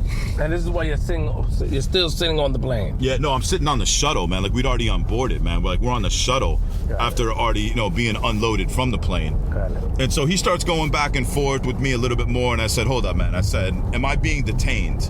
He goes, no, you're not being detained. And I said, okay, I'm free to leave. He goes, yeah, you're free to leave. I said, okay, I want to leave. And he's like, okay, I just have to write down your information. So he just like slowly pulls out his little notepad, and he's like, let me see your ID. So I show him ID, and he writes like a B, and And then he starts to ask me another question, like, look, I'm telling you, you really have the legal authority. And I'm like, no, man. I'm like, am I being detained? And he goes, no, you're not being detained. I said, well, you're stalling on purpose. So if you're stalling on purpose, this actually legally constitutes a detainment. So I'm going to ask you one more time, am I being detained? And he goes, you're not being detained. I said, I'm free to leave. I want to leave right now.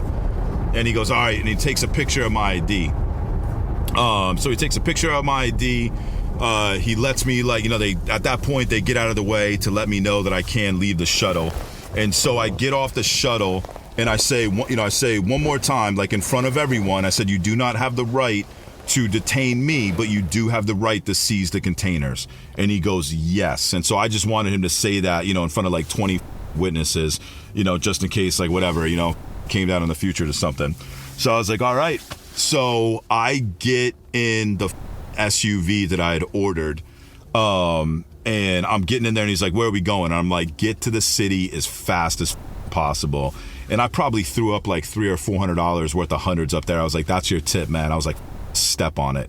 I didn't understand why they didn't have a drug dog on the scene, but I knew that they were probably like waiting for someone, and I knew that as soon as a drug dog got there and alerted to it, that they would have probable cause and they could arrest me. And I knew they were following the SUV. So I told that dude, I was like, get to the city as fast as possible. And he's like, what just happened? Like, they were coming up asking me questions, like if I had been here before to pick you up and all this stuff. And I was just like, they're just being dicks, man. Like, I'm working for a hedge fund. They have me, bring some prototypes over and they just seize the containers. So, everything will be okay. So he's like, all right. So we get into the city. We're all the way downtown. And I have my 2 bags with me. And I was like, all right, man, I'm cool here. And I just opened up the door and popped out because we were all the way downtown on the West Side Highway. I forget the exact street, but I knew there was a subway station there. So I figured, like, I'm going to run to the subway, take a subway uptown and then catch a taxi out to Connecticut because I was staying in Connecticut and I had a car out there. So I jump out of the SUV, run over to the subway station, and it was at the end of the line. So how it sits at the end of the line with the door opens for, maybe like 10 minutes and then, it makes the announcement the door's closed and it starts heading back uptown.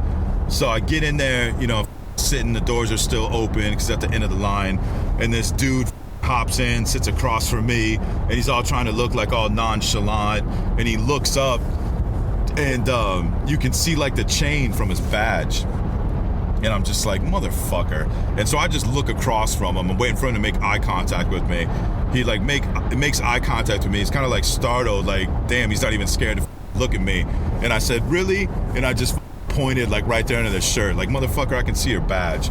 So I jumped out, went and got into a taxi, and same thing, I told the taxi, I was like, bring me to Greenwich, Connecticut right now as fast as possible. And so I thought that they were still following me the whole time. I didn't find out till years later that they actually lost me in like Midtown Manhattan because there were so many taxis. But at that point, like, I thought they were still following me.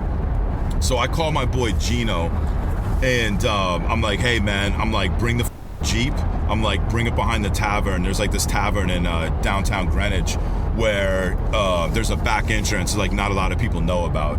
And so my plan was, run in there, run straight to the back, hop in the Jeep. So I tell Gino, I'm like, look man, I'm like, do not ask questions, just do it. And he's like, dude, like, what's going on? I'm like, do not ask questions, just take the Jeep, put it in the back of the tavern, man, I'll talk to you later. He's like, all right, cool. So we did that, put the keys in the gas tank. So the taxi driver drives me all the way up there. I get out, walk like all nonchalantly, act like nothing's wrong.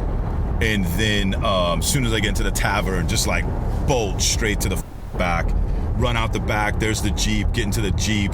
Now I feel like I'm in a little bit more in control, because I'm driving. Like, if I got to do a high-speed chase to get away from it, I'll get away from them. And just get in it, get on the highway, 100 miles here, left, right. Like, it's just sheer panic. You know what I mean? You don't know what the you're doing. And then at about that time, I get a call from a strange number, and it was Scudis. And he's like, hey, the drug dog finally showed up to the scene. We did get a positive indication for narcotics, so we do have probable cause. So we need you to, come turn yourself in.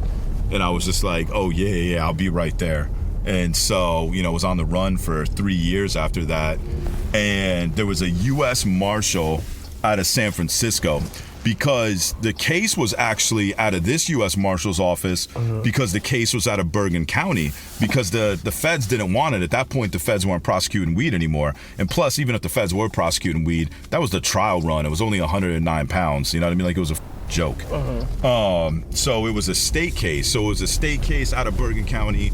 You know, everything happened over here. So it was actually part of the U.S. Marshal's office over here. But they transferred it to Northern California office because that's where I was from.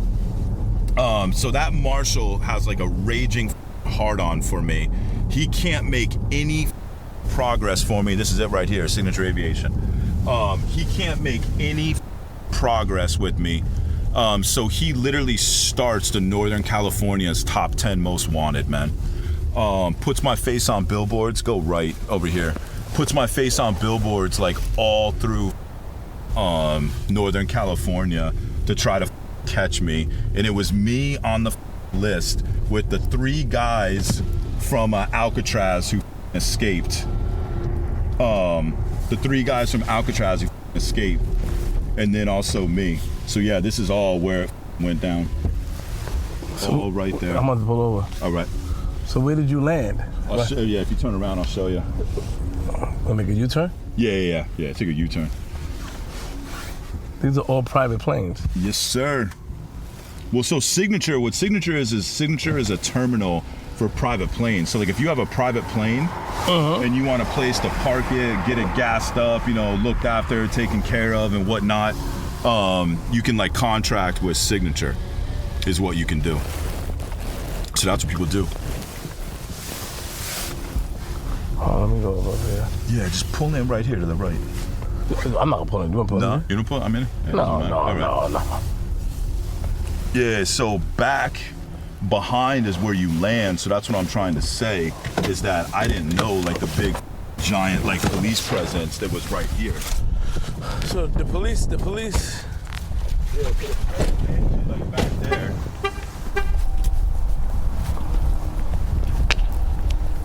The plane landed back there, and that's where like the porters are with the little like shuttle, you know, kind of like the little hotel shuttle they pick you up with. You know, if you're at the airport, you get the free shuttle. Okay. So that's what they did. So then that thing comes through right here.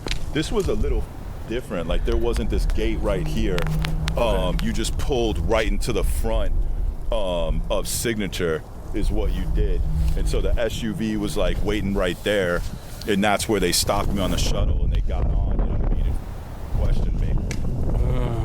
Yeah, so that's what I'm saying. Like I landed right there. I can't see everything that's going on up here. I'm like, yeah, I got here. And then you come around the building, you know what I mean? Come around that corner right there. Yeah. And I'm looking out because I'm just like, man, if I see the SUV, like I'm good.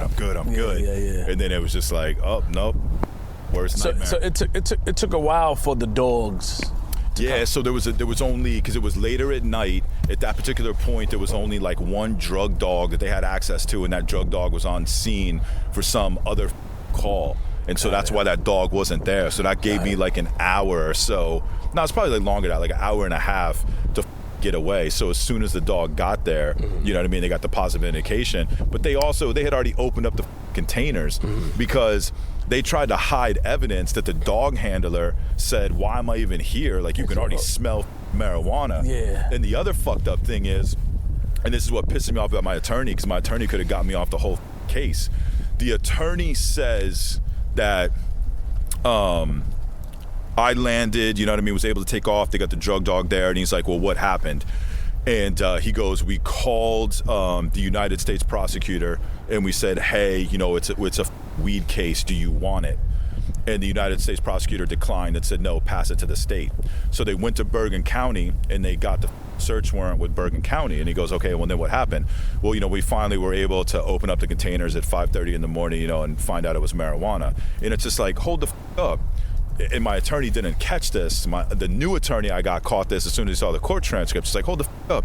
How did you know at 9:30 to tell the United States prosecutor that it was a marijuana case? You know what I mean? And they declined it. And he said the very fact that the search warrant came from Bergen County and didn't come from the United States prosecutor's office, my attorney at that point, Lee Vartan, used to work in that exact prosecutor's office out of Newark. And he said, look, if a DEA agent would have called up and said, we have a history of someone with cocaine, and we just caught them with 2 large containers. We don't know what's in the containers. He said any prosecutor would have said, yes, we want this case, because you would have thought it was going to be cocaine. Of course. And then the search warrant would have gone through a federal court. You would have opened up the containers. You would have found out it was marijuana. Then the case would have gotten kicked to Bergen County. Got it. But the very fact that the search warrant went through Bergen County, then you can go back and look at it. He's a lying sack of shit. He literally testified. We told the prosecutor at 9:30, but it's like, hold the up. The drug dog can't tell you that it's marijuana. The drug dog can alert that there's narcotics in there, but the drug dog cannot alert that there's marijuana in there. And you literally just testified that you told the prosecutor that it was marijuana at 9:30, but you also testified that you hadn't opened the containers at that point. So how the is that possible? What happened to the guy that got you the plane? He's still brokering private jets. Oh, wow. He's still brokering private jets. Okay, so he didn't get in trouble or anything? Nah. Like, Nobody got in trouble. Yeah, it's just you. Just me. Yeah. Wow. Yeah. Wow. And then when you came out, which direction over here did you go? I mean, into the city, I don't really remember, man. I just remember pulling out of there. However You know what it's called? People just like a crazy question. Which direction? Yeah, I just told them, like, It's yo, a lot get of into the private- city as quickly as possible. Signature Aviation. There's a lot of planes here, though. Yep. So so down there is where it's 24 hours. Down there. No, nothing here is really 24 hours. So you can't fly in late at night. You can, but it's like you're gonna pay Signature more money to keep their terminals open and have their like porters here. Oh. Yeah. This is like basically like on call. That's what Signature does. Got it. Because this is still like an airport, like you have to pay fees to land here. Got it. So rather than paying Teterboro Airport directly, you pay Signature. Signature then takes care of the airport fees and does all that stuff. So if you're booking private, like if you have your own private jet, then you're gonna have an account with Signature, and you're gonna let them know, hey, you know, we're landing in Teterboro, you know what I mean, at 12 o'clock. Because look, there's like gates, you know, in order for you to get in and out of the gates, somebody has to be here with airport to let you access to be able to do it. What a wonderful, yo, you lived a crazy life, man. It hasn't been boring. You lived a crazy life, man. I think that last question for me, would you do it all over again? What do you mean? Do I have any regrets, or would I do it all over again? Both. So there comes a point in your life where you start to love yourself and you start to respect yourself, and you realize that you are a product of every experience you've been through. If I could go back and change the harm that I've done to other people, I would go back and do that. Got it. But as far as what it has done to me, to make me the person I am, I wouldn't go back and change it, because I can say I love myself, I can say I respect myself. And this is the analogy that I always use. There's 2 ways to the top of a mountain, right? You can get there by a helicopter, or you can climb. And you get to the top and the view's the same, right? But if you took the helicopter, you're only gonna enjoy the view. The experience didn't benefit you in any way. If I climbed my way to the top, and if I fell and broke bones numerous times and did all this, I'm gonna get to the top of that. And the physical strength I'm gonna have, the mental strength I'm gonna have, the resilience I'm gonna have, that's something you took the helicopter to the top, you're just not gonna have. And you're gonna, if you took the helicopter, you're gonna be looking out at the view. But if I climb to the top, I'm gonna be looking on the inside, and the most beautiful view that I'm gonna see is gonna be on the inside. Got you. So it's been a fucked up ride, but you know, you make the choice to say, okay, what's the lesson? How can I be a better person as a result of the experiences I've been through, rather than a worse person? You know what I mean? And it's just like, now it's like, I have a purpose, I have a mission, you know what I mean? It's like I say, I learned things the hard way, I wanna help people learn it, you know, an easier way. Yeah. So if I had to go through that hell to be able to help people avoid making the same mistakes, that's a sacrifice, you know what I mean, that I'm okay with having. Thank you, man. Thank you, bro. It's been a pleasure, man. Likewise, one of my favorites. Man. Thank you, B. Absolutely. All right. Yo, man, Queenzflip, man. We're here outside of Teterboro. It's cold. Shout out to JR. He got his gloves on. His father don't have his gloves, man. Very, very interesting story. Shout out to Bryan. You never know. You never know who you meet and you never know the story that they could tell you and the impact that it may have. Make sure you subscribe. Make sure you like, comment. Let me know who you want me to talk to next. Make sure you support his channel. Bryan, what's your channel? My channel is, you could do Bryan Calcott. It's under Build Mental Muscle, is what it's under. But then I'm also, I'm working with Red Shay too. So Red Shay Official Integrity, that's something that I'm proud to be a part of. Only reason I get to work with such a man is because I didn't cooperate myself. I didn't rat. Yeah, there's nobody like Red. You know what I mean? He's definitely an unbelievable individual. So, you know what I mean? That's a channel that I doing a lot of creative direction and everything. That's what I'm most proud of right now as far as working on. So, make sure you subscribe, like, comment. Here at the channel. Shout out to JR. Follow JR. He got a car page as well. And I'll see you soon. Queens.